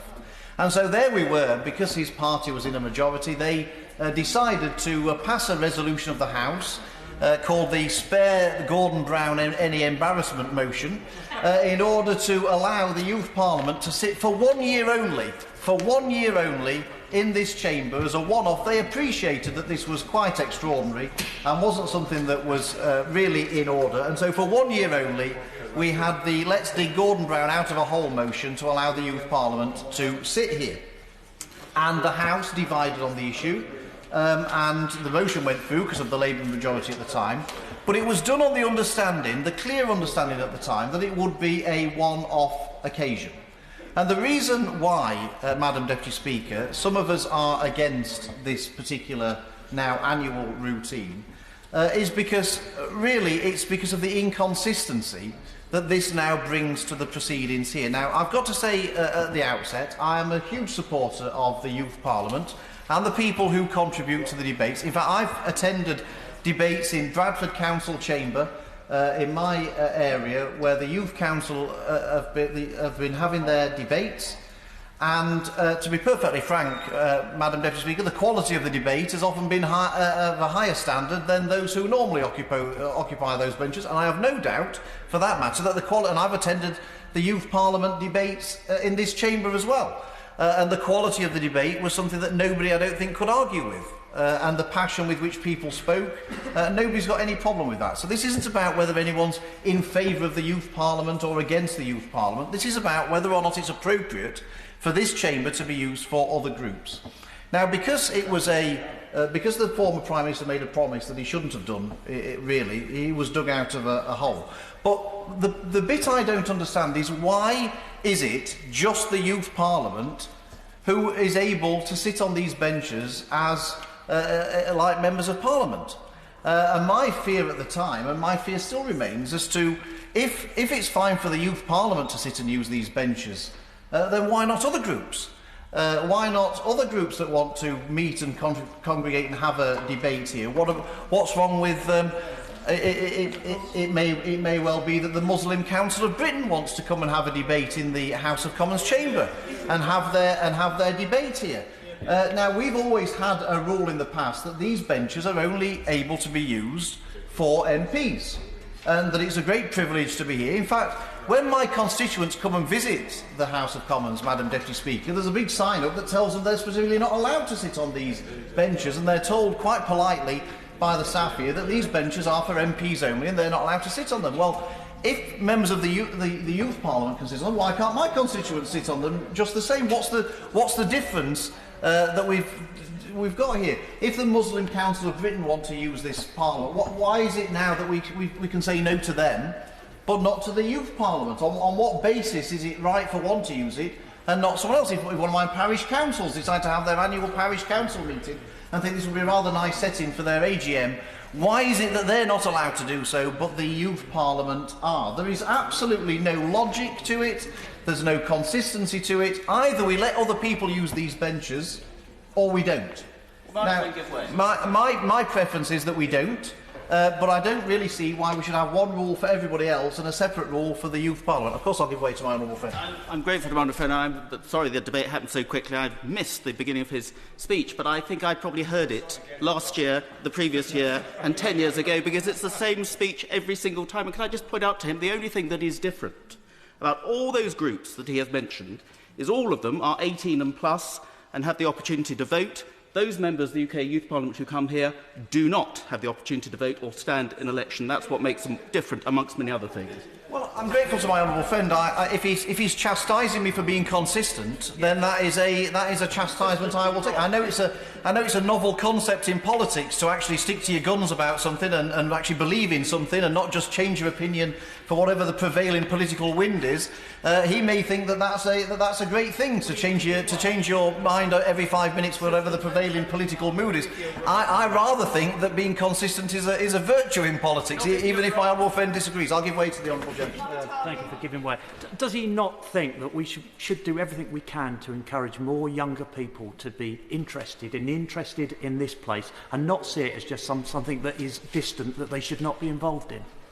Well, I'm very grateful to both his intervention and my honourable friends, because, of course, what we were told at the time was, of course, what we need to do, his argument, the reason why the Youth Parliament is different is that we need to get more young people interested in politics. Now, it seems to me that, by definition, the members of the Youth Parliament are already interested in politics and political issues and are actually taking the lead on these things. So, if you're actually going to try and find a group of young people to come and get involved in politics that aren't already involved in the political process, to try and inspire them to want to get involved, it seems to me that the people you would invite is everybody other than the Youth Parliament to come and sit on these benches, because they're the ones, presumably, who are the ones that we need to reach. The Youth Parliament seems to be the last people that you'd invite to sit on these benches if your actual reason for doing it is to try and get more people involved and interested in politics. So I'm afraid the honourable gentleman's argument sort of disintegrates straight away. Really, what we have here is the usual rather sad charade of middle-class members of Parliament and middle-aged members of Parliament trying to curry favour with the youth and curry favour with the young vote. And how can they try and pretend that they're trendy with all the youthful voters? It's to basically to advocate sort of motherhood and apple pie tribe like this. They think that, in that by doing these sorts of things, they will then prove that they're in touch with the youth and they're really trendy and they'll all go out and vote for them. Well, I don't think they're as stupid as honourable members in this place seem to think they are, that just by allowing them to sit here once a year, that they'll all go flooding in and vote for them when the election comes. It's sort of hope over reality, really, that's setting in, and it doesn't really make them look trendy at all. I'll give way to the honourable gentleman. Thank you very much. Very kind of you to give way. Would you agree that one way to call these people out that are trying to court favour is actually just to give the vote to 16 and 17-year-olds? Then they can make their own decision. Well, Madam Deputy Speaker, I don't want to test your patience by going off on a tangent here about the merits of votes for 16. I don't agree with giving 16 and 17-year-olds the vote, but I think we can. So I'll make that clear. I don't want to dodge the honourable gentleman's intervention.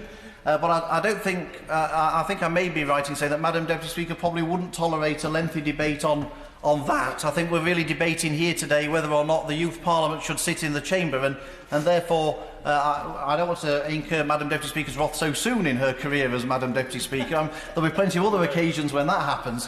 So for now, I'll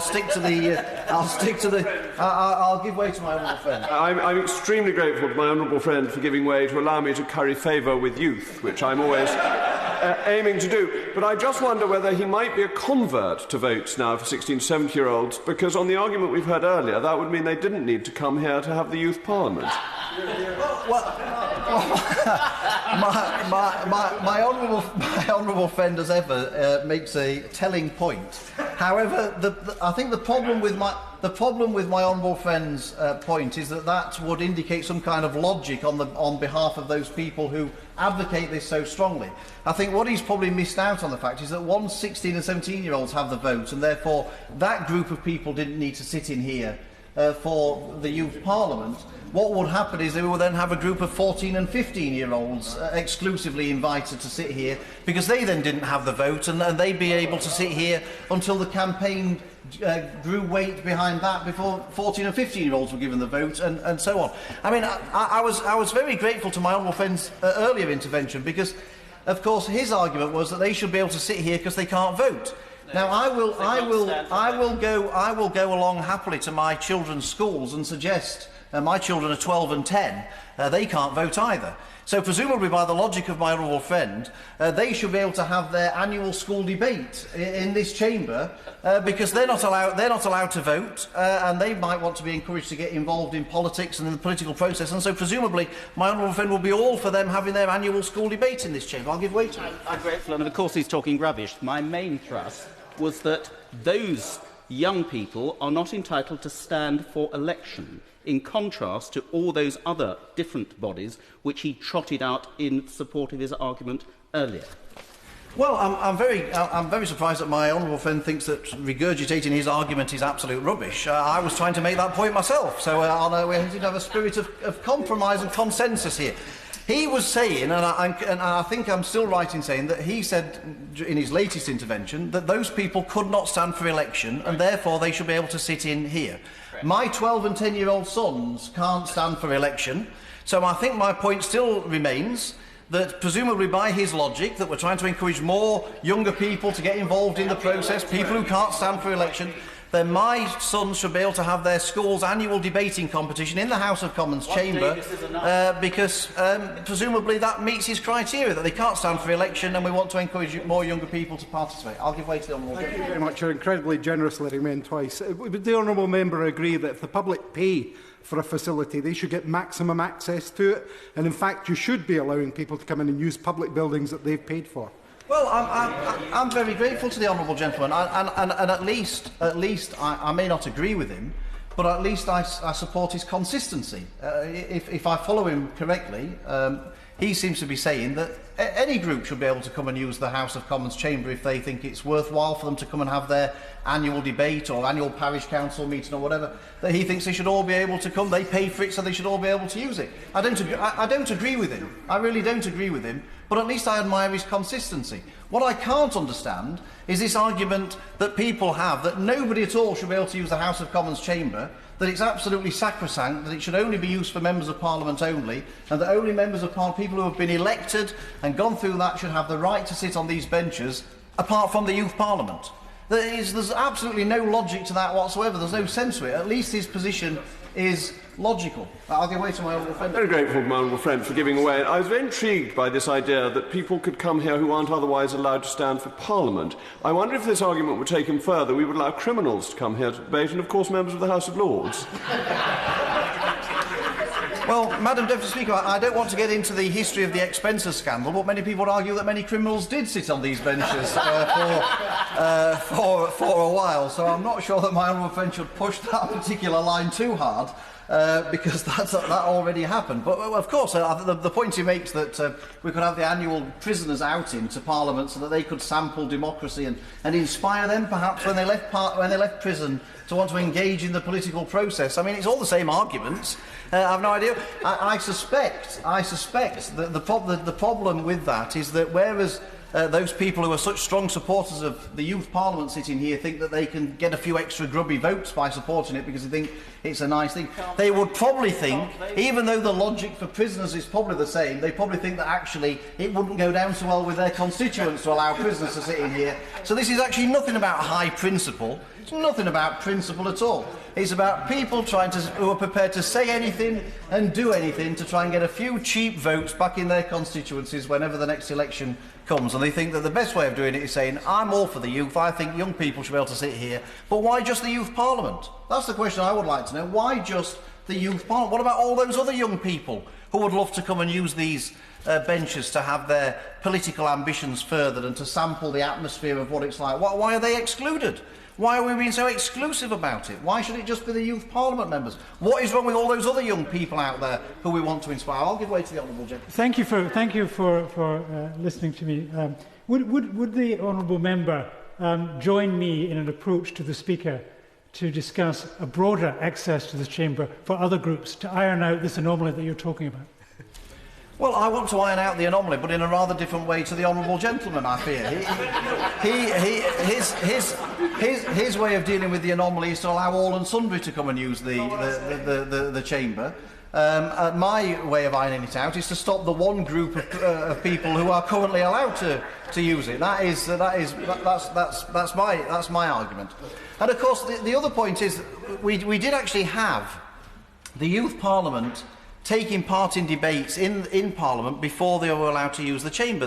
I think they used Westminster Hall on one occasion. I think they may have even used the House of Lords on one occasion, and maybe even Committee Room 14. I'm not sure, but I think I'm right in saying that they were welcome into and I'm very supportive of that. I have no problem with that whatsoever. Funnily enough, one of the arguments given for the moving out of the House of Lords and moving out of Westminster Hall was, well, they've already been there, they're bored now, they want to go somewhere else. And so, how come... So why do they need to come and sit in here year in, year out? I mean, if they're so bored after just one time in the House of Lords, then it seems to me that they want to go on this sort of merry-go-round, then they can find somewhere else to go. They must surely be bored of sitting in here by now. I'm certainly bored of them sitting in here by now, and so I'm sure they must be bored of sitting in here by now, too. So let's relieve them of their boredom, let them find somewhere else. In fact, Madam Deputy Speaker, given that we're having to decide whether or not we stay in here in future years, we'll probably end up in a ridiculous situation where the UK Youth Parliament are still sat in here and we've been kicked out somewhere else. But that's probably how politically correct we've gone these days. That they won't be, no one will be prepared to tell them that they can't sit here anymore. They'll tell all of us we've got to move, but they will still be here every single year, once a year, using these facilities. Maybe, Madam Deputy Speaker, they could do us all a favour and they could go away and try and find somewhere else that we might be able to use ourselves when we might have to be removed. They could do a public service by going out and looking round over the next 4 or 5 years, different locations, to see how it works for having these grand debates. And that would be much more use than them sitting here. And so I don't personally intend to call a division on this particular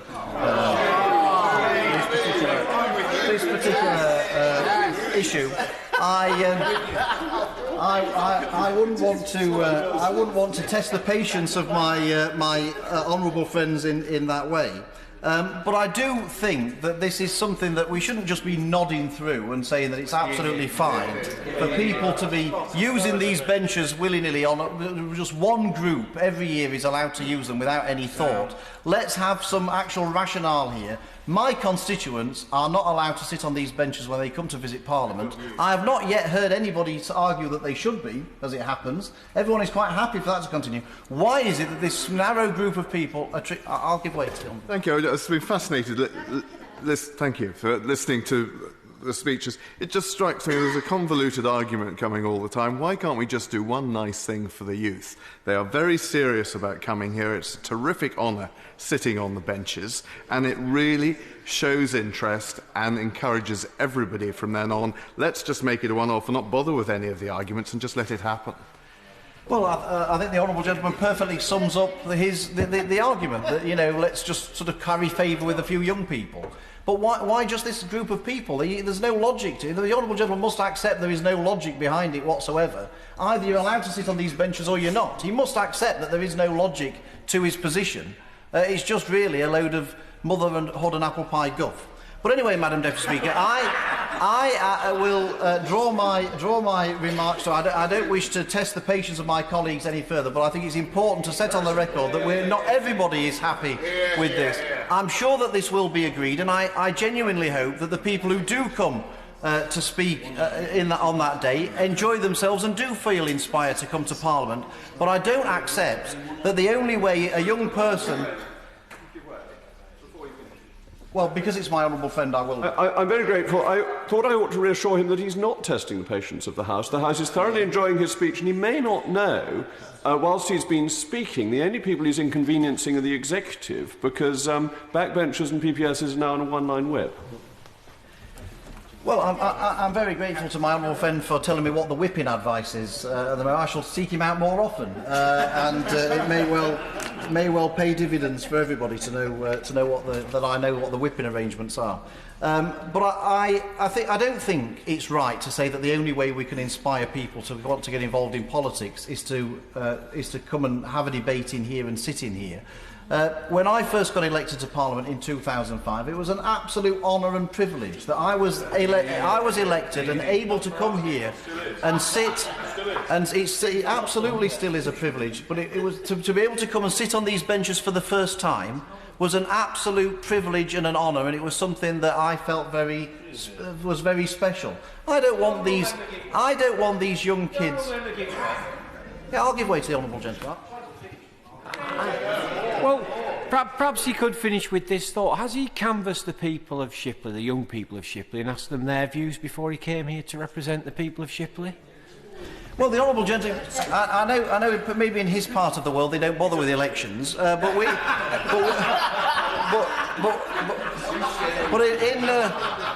in Shipley a few weeks ago, we had, as in common with most other places, we had an election. It obviously bypassed the honourable gentleman. He obviously doesn't need to worry about trifling matters like elections in his part of the world, but we did have an election, and I think what was put to the test was whether or not I should or somebody else should represent the people of Shipley in this House. And I can report, I don't think I'd be here otherwise, Madam Deputy Speaker, but 50% of the people of the Shipley constituency voted for me to... And therefore, I I'm exercising my democratic right to represent them. Well, now he's learned what elections are all about, I'll give way to him. I think the question to him was that had he asked the young people in his constituencies, I understand it, voting to 18, I'd like it at 16, but he voted against that. The young people in Shipley. Well, the young people of Shipley have different views on different issues. I don't think they're. I mean, has he canvassed every 16-year-old in his constituency about their opinion? I suspect not, because how has he identified every 16-year-old in his constituency to canvass them?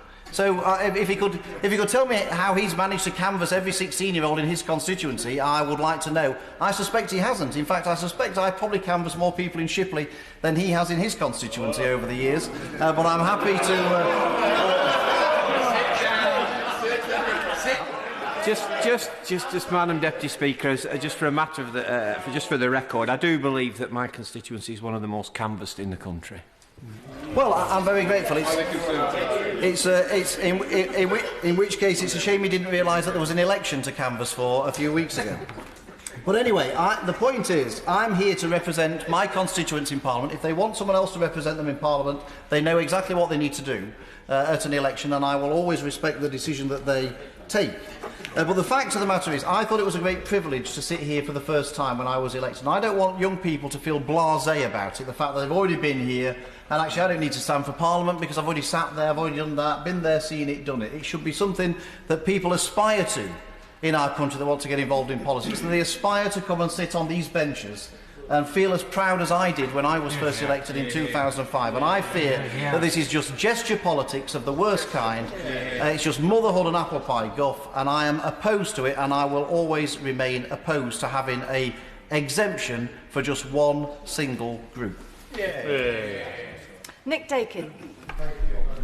Speaker, the honourable member for Shipley is completely right when he says the quality of debate in this chamber by the young Parliament was exemplary and continues to be so. And my honourable friend from South Amersham was also right when he talked about the inspiration that can be given by allowing young people for the Youth Parliament to come into this chamber and debate. And I'll happily give way. Thank you for giving way. I'd just like to commend the young member from my constituency, Adam Biddle. He attends Regional House and School. He has all the qualities of a potential member of Parliament or a member of the Legislative Assembly, but he shows the qualities of interest in today's youth. Sometimes people deride it, but I see great qualities in today's youth in my constituency. My honourable friend is absolutely right to commend that young person, and there are many young people up and down the land like that, and in school councils up and down the land, those school councils are on a daily, weekly, monthly basis meeting and having debates and conversations, and indeed I met recently with the school councils in both Lincoln Gardens and St Augustine Webster primary schools in my constituency, just typical examples of what's going on. And the honourable lady for South Suffolk, Suffolk Central, Suffolk Coastal, we get there in the end.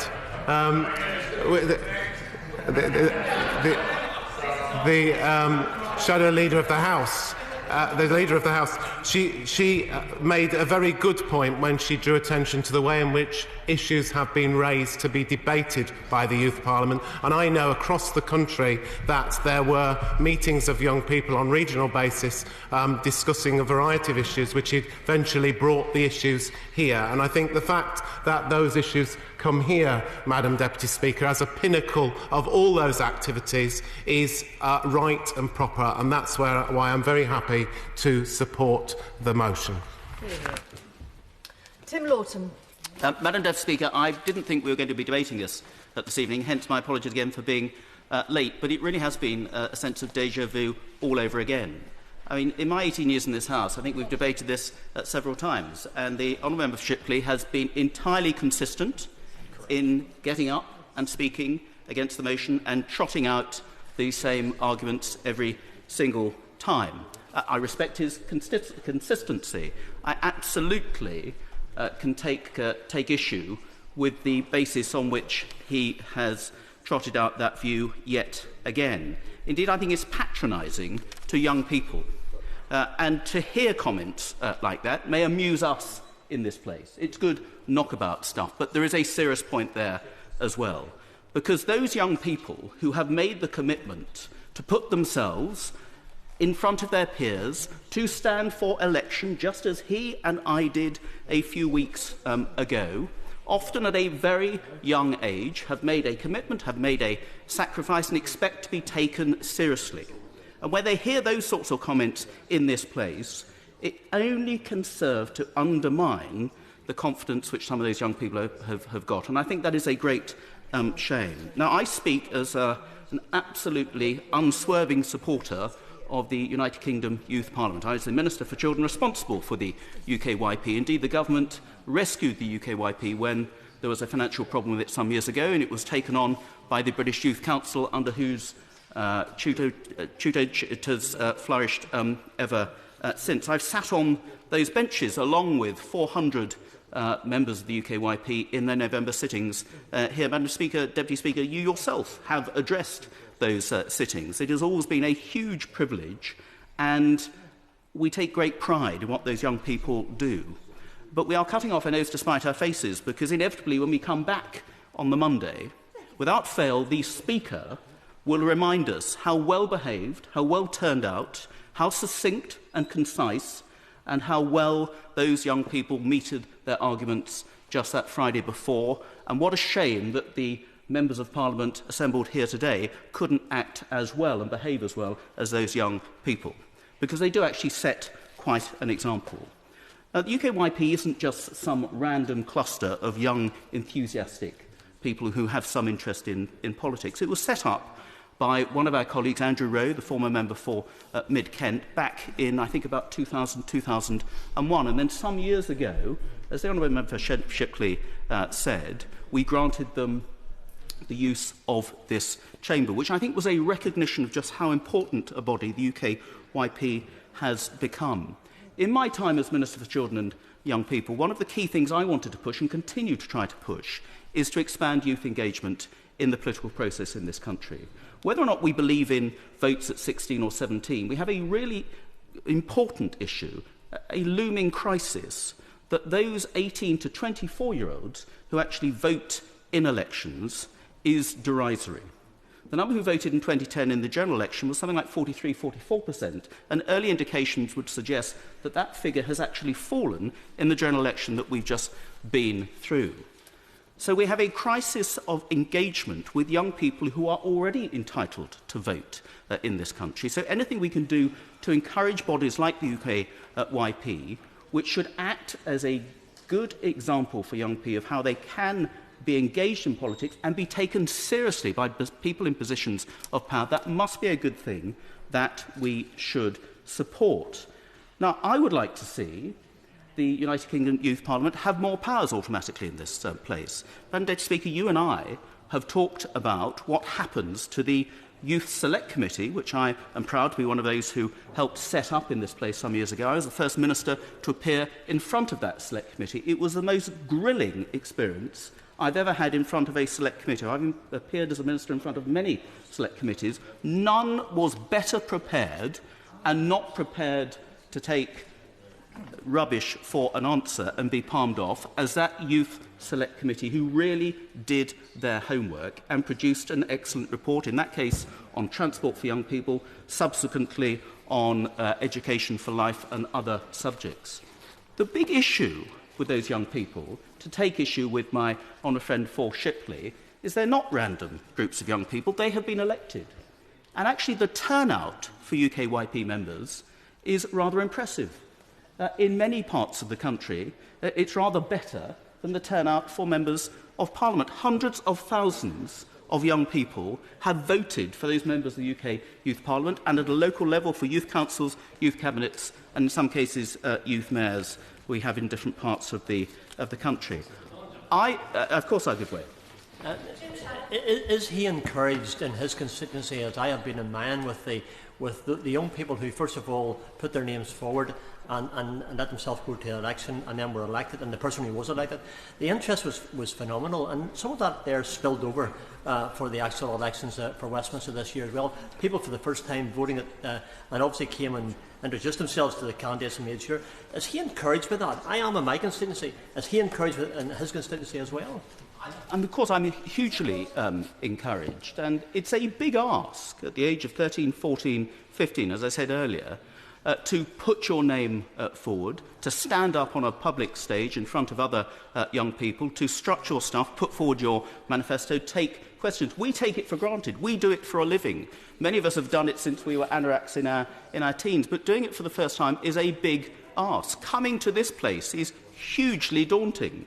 I've spoken to many of those young people before they came here and after they've spoken. What a huge privilege it is. They're not going to keep coming back and do it every year. They only get the opportunity once to sit in this place. They won't have an opportunity again until they're over the age of 18 and may then put themselves forward for public office, which they couldn't do at the age of under 18. Does my honourable friend also not agree, though, that one way in which we could actually do things, we could make sure that we here in this chamber have a debate upon the issues which they have discussed as well, and that will therefore end up by having certain resilience into what they've been doing? Well, that's exactly the point that I was coming to, because something that you and I discussed, of course, Madam Deputy Speaker, and alas now you're not so much in a position to advocate it, certainly from the benches, is that the report which now the Youth Select Committee produce, with the aid of resources in this House, with the advice of other honourable members and staff of this House, a report which then receives a formal response from the government department responsible for that particular policy issue, I think automatically should be debated in this House. We should show that we take it seriously. And I think those people would take that much more seriously and much better than hearing the sorts of patronising comments. And I'm afraid a very few dinosaurs in this place still trot out every few years in this debate. So I would like to see the role of the UKYP in this House actually extended. And it's always a huge sadness and very frustrating, despite all the time and the effort that goes into the meeting every year, as well as the summer sitting, which I've been to many, many years, where some very grown-up, intelligent debate happens as well, how little coverage it gets in the media. The smallest slip, and probably today's proceedings, will be reported in the press tomorrow.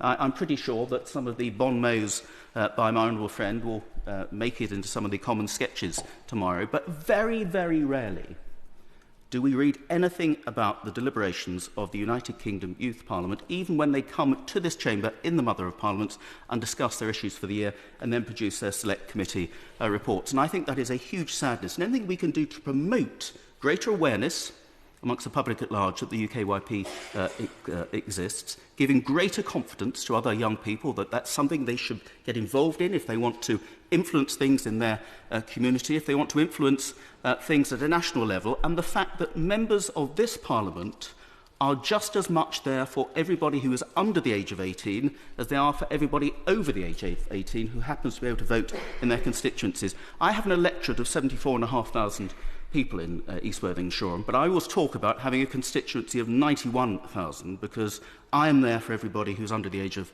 18, interested or not in politics as they might be. So, Madam Deputy Speaker, I'm absolutely in favour of this motion. I always have been. I've always spoken on this subject. Of course I give way. I thank my honourable friend for... Thank you, Madam Deputy Speaker. I thank my honourable friend for giving way. He's denigrated some of the arguments put forward by our honourable friend from Shipley, but one of the points he hasn't covered in his speech is, are there any other groups he feels would be as well behaved as the Youth Parliament that should also sit in this honourable chamber? Well, I'm grateful to my honourable friend. There was an awful lot of denigration going on from the honourable member for Shipley as well, in good odour. No, I think the UK United Parliament is unique. One of the reasons it's unique is it's a body of young people who are not yet able to stand for public office, which would otherwise entitle them to sit in this place as we are. Also, I can think of no other national body like that which is based on an election with an electorate similar to the sort of electorate that elects us here, but based on an age, that they represent constituencies, albeit rather wider constituencies. In West Sussex we have 4 constituencies electing 4 members of the Youth Parliament. And this Friday, in fact, I'll be meeting my local MYP, Stephen Gearing. And it's the fact that we really do need to do something about inspiring young people to get engaged in the political process and feel that this place is not something well out of their reach, it's not something they can never influence, that the MPs are not there for them, that they are in some other world, that they are absolutely just as much entitled to have access to us, to engage with them, and to be taken seriously by us. And I just feel that extending the remit for them to sit in this House once a year, where over the last few years they've proven against all the scare stories that they're going to be hanging by the chandeliers and leaving chewing gum under the seats, that they treat this place with rather greater respect than some honourable members who sit here day after day. I think they have earned the right to continue to sit in this House for once a year, and more than that, I think they've earned the right to be taken rather more seriously, and that their proceedings should become a matter of automatic debate by this House in future years. David Winnick. I think some age solidarity is needed when we're talking about young people, so I'll come to that in a moment. But let me say this about the Honourable Gentleman for Shipley. I congratulate him. I congratulate him not because I agree with a single word he said, but his determination to put his point of view, however much he's in a minority. And one of the lessons, perhaps, that he tells us, and which we shouldn't forget, is that if you have a consistent point of view, in my view, totally wrong, as I've said, you put it in the House of Commons and you're not afraid to do so. I've referred on previous occasions to the Honourable Member for Shipley. I consider that in some respects his politics is nearing the 19th century, and I can well imagine him opposing every reform that ever came before the House. Over 100 years ago, no one would have been more steadfast if he had been a member in opposing votes for women. And I'm sure that in the post-1945 era, he would have voted against all the sorts of social reforms which we now accept. Now, he spoke about middle-aged people. I have to confess, though it may not appear so to honourable members, that I'm beyond middle age. I'm somewhat in a age group that would not be considered to be a middle age, though I was very pleased to be here when I was. But let me say this about the Youth Parliament. Mention has been made by the honourable gentleman who has just spoken and others on my side who intervened in the speech for honourable members for Shipley, how well behaved and etc. Well, I'm not so concerned about well behaved. They hardly were going to throw apples at each other and the rest. But it so happened that I watched a parliamentary programme. I switched it on because I knew it was going to be shown. And I have to say that I was going to watch it. I'm not so obsessive being a parliamentarian, but I particularly want to watch parliamentary programmes over the weekend. But when I switched on, I was so impressed, Madam Deputy Speaker, by the level of debating, the exchanges that took place, that I'm sure that I watched it for 1.5 hours or more.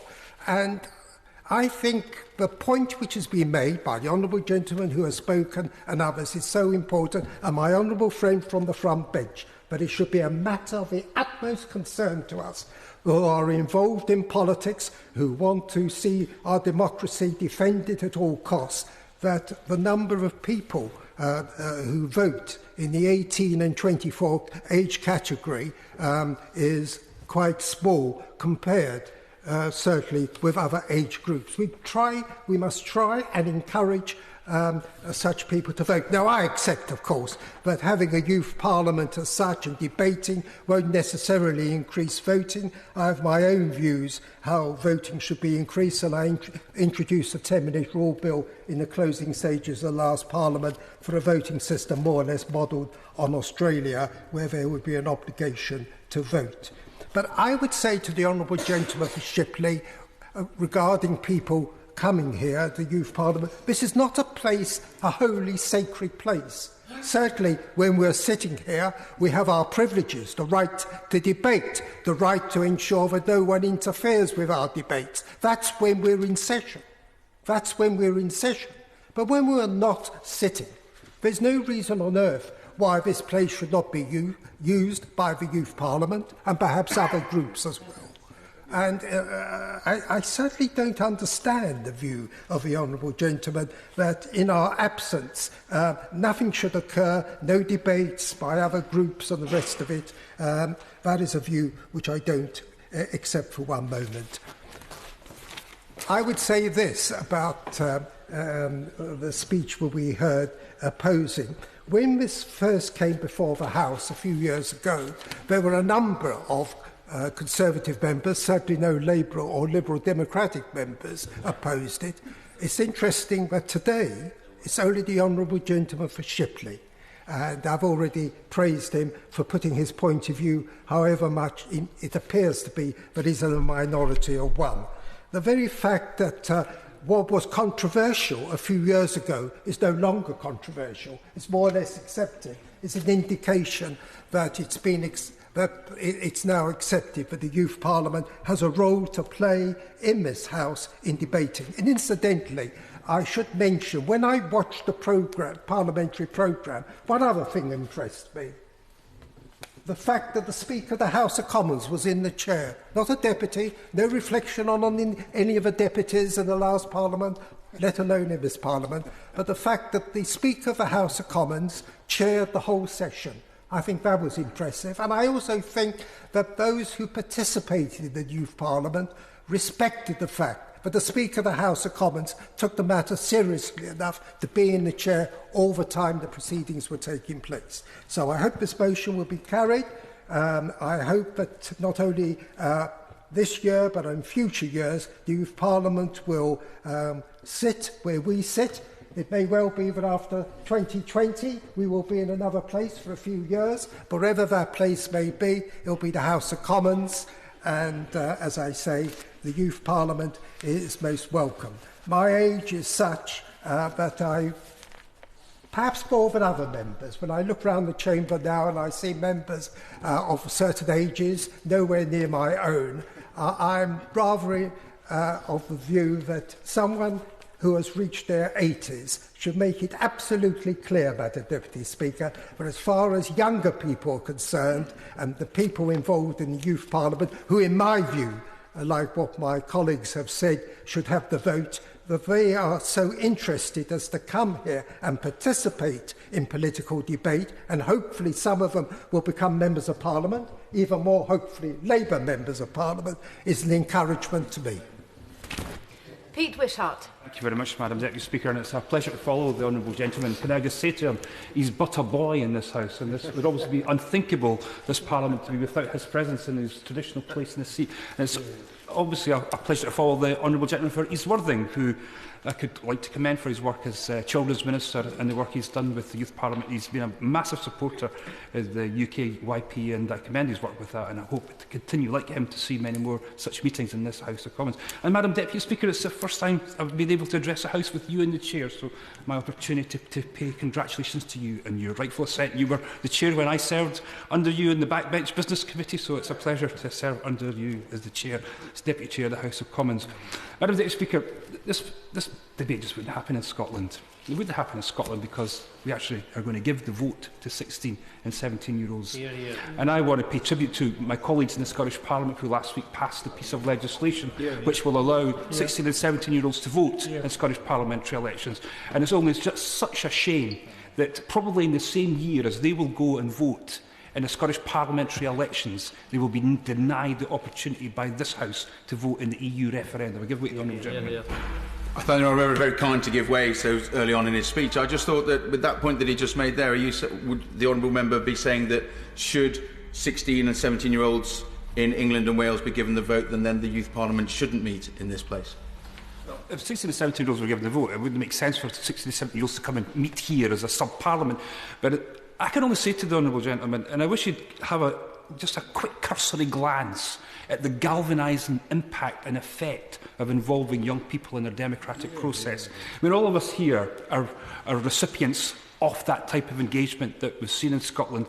And I'll give you an example, Madam Deputy Speaker. I went to, like all my honourable friends in Scotland, went to most of my schools during the referendum campaign. You would not believe the questions and the outlook that young people had to be questioned from 16-year-olds about sterilisation, and the Barnett consequentials was something that I'll never forget as a feature of young people being involved in the referendum campaign. And it was because of that feature that we felt it was important that that should be continued, and that for every election to come, particularly where we have jurisdiction responsibility, 16 and 17-year-olds would continue to have the votes. And as I said, it's just such a shame that they will be deprived of not being able to participate in the EU referendum or even elections to this House when they should have that opportunity. I'm a signatory to this motion this evening, and I think I speak on behalf of all my colleagues that we really enjoy the fact that the young people of the UK could come to this Parliament to participate in debates. And like the honourable gentleman from Wolverhampton, I saw and observed the proceedings in this House,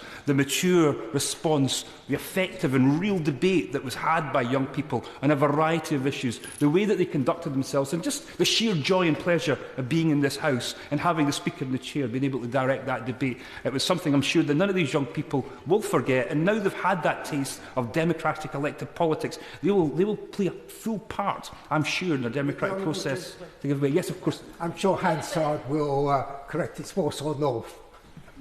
I am so grateful to the honourable gentleman for putting that right. So how could we possibly get his constituency wrong? And of course, the member for Walsall North, and a distinguished member at that. I don't want to say any more, Madam Deputy Speaker, just in order that we've heard our honourable friend, and I'm very fond of the honourable member for Shipley, and he knows that, and I hope he's going to come to Perth racecourses this year, where him and I will have a little flutter on the GGs at Scone Palace when that's happening. But, you know, I've heard him make the same speech again and again and again. But when he started making these speeches, he was Dinosaur Junior.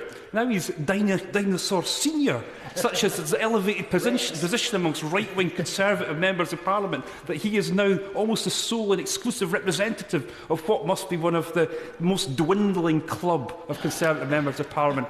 And it's actually quite heartening to see him in a minority of one when it comes to addressing the House on these issues. He is totally wrong. This place should be opened up to young people. It is a fantastic opportunity for them to come to this House, to observe how they were doing, to participate in the House, the proceedings of a debate in the House of Commons.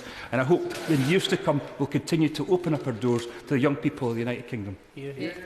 Heidi Alexander. Thank you, Madam Deputy Speaker, and it's a pleasure to serve with you in the chair. I think this is the first contribution I have made with you sat in the chair. It's very good to see you there. I'm not somebody in this place who talks for the sake of talking, but I feel motivated to participate in this debate today, because I think this is a really, really important issue that goes to the heart of our democracy and the future of our democracy. I also looked around the chamber, and I hope I'm not going to cause any offence to anyone, but I think I may be the youngest member in the chamber at the moment. And I think it's quite a sad state of affairs.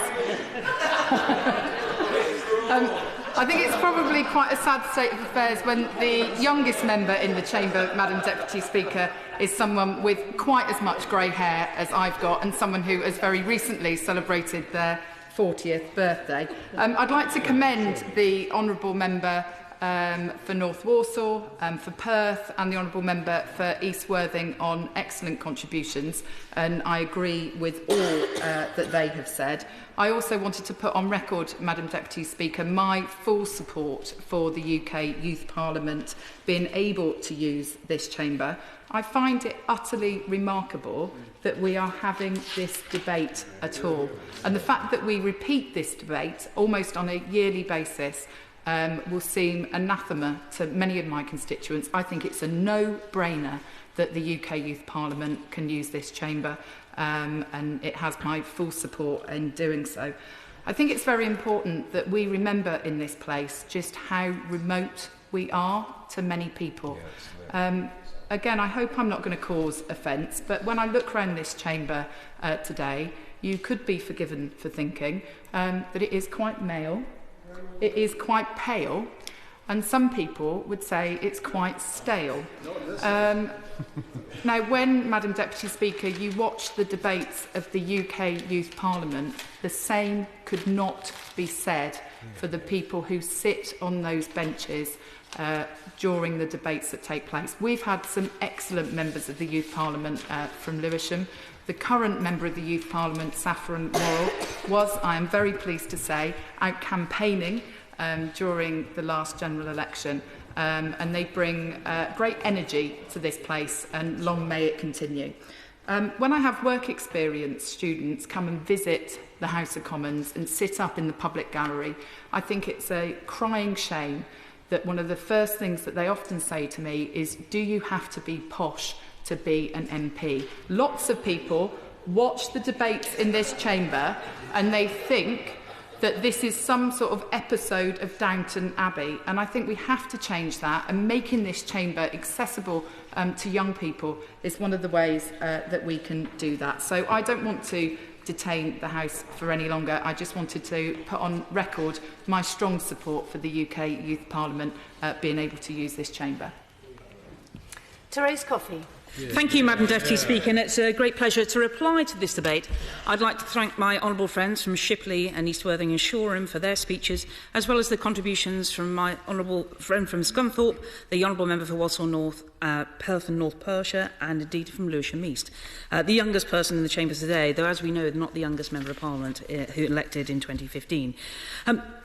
All I can say to my honourable friends, the honourable members from the SNP, is to some extent you've been treated to a bit of a taster, if not a shorter masterclass of Friday sittings. And although 5 years ago my honourable friend for Shipley spoke for 77 minutes, today he only spoke for 24. Wow. So in that regard, this has been a shorter debate in some way. But nevertheless, my honourable friend for Shipley has shown consistency and I would say intellectual rigour. And although it pains me to think that I might be supporting the dig Gordon Brown out of a hole motion, that's not the case today. And just like we did 5 years ago, the House itself is giving permission to another group of special young people to participate in a debate here. The point has been made, why not other groups? Well, indeed, I'm not aware of any other groups that have asked to use this chamber, and indeed it would be for them to approach them, for the House to decide. But I recognise that the House has, in the previous two times occasions it's debated this matter, it has endorsed the fact to have the Youth Parliament sitting here. I was very intrigued by the contribution of my honourable friend from East Worthing and Shoreham. He spoke passionately about the UK Youth Parliament, and he talked about the behaviour. And I'm sure that Mr Speaker will be looking to him to be a role model to colleagues during Prime Minister's questions for the next 5 years.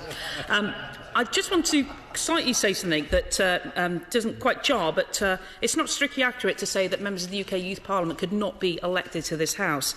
And indeed, I think it addresses the point that my honourable friend from Lincoln was trying to raise. Of course, the UK Youth Parliament is open to anybody from the age of 11 to 18 to be elected, and their term lasts for 2 years. So we could actually technically have a 20-year-old just about being a member of the Youth Parliament, and therefore, as the honourable member for Paisley and North Renfrewshire proved, was young enough to be elected. But nevertheless, I recognise that the majority of members of the Youth Parliament are under the age of 18. I was very taken by the honourable member for East Lothian, who's no longer in his place, probably off answering his trendy ringtone, extending the branch of friendship across the chamber to look at this particular situation. But I come back to the fact that it is a special occasion for the members of the Youth Parliament. I know that the honourable lady for Lewisham East referred to perhaps the first time that anybody's referred to member of the Youth Parliament in this debate, unlike 5 years ago, where it seemed to me a lot of Liberal Democrats were doing the sycophancy thing of naming everyone they could possibly could. But nevertheless, I also had a deputy member of the Youth Parliament campaign for me in this general election, and it is good to see people get involved in the campaign. And therefore, Madam Deputy Speaker, having had a wide-ranging debate, I do hope that the House endorses the motion today. The question is as on the order paper. As many as are of that opinion say aye. Aye. Of the contrary, no. I think the ayes have it. The ayes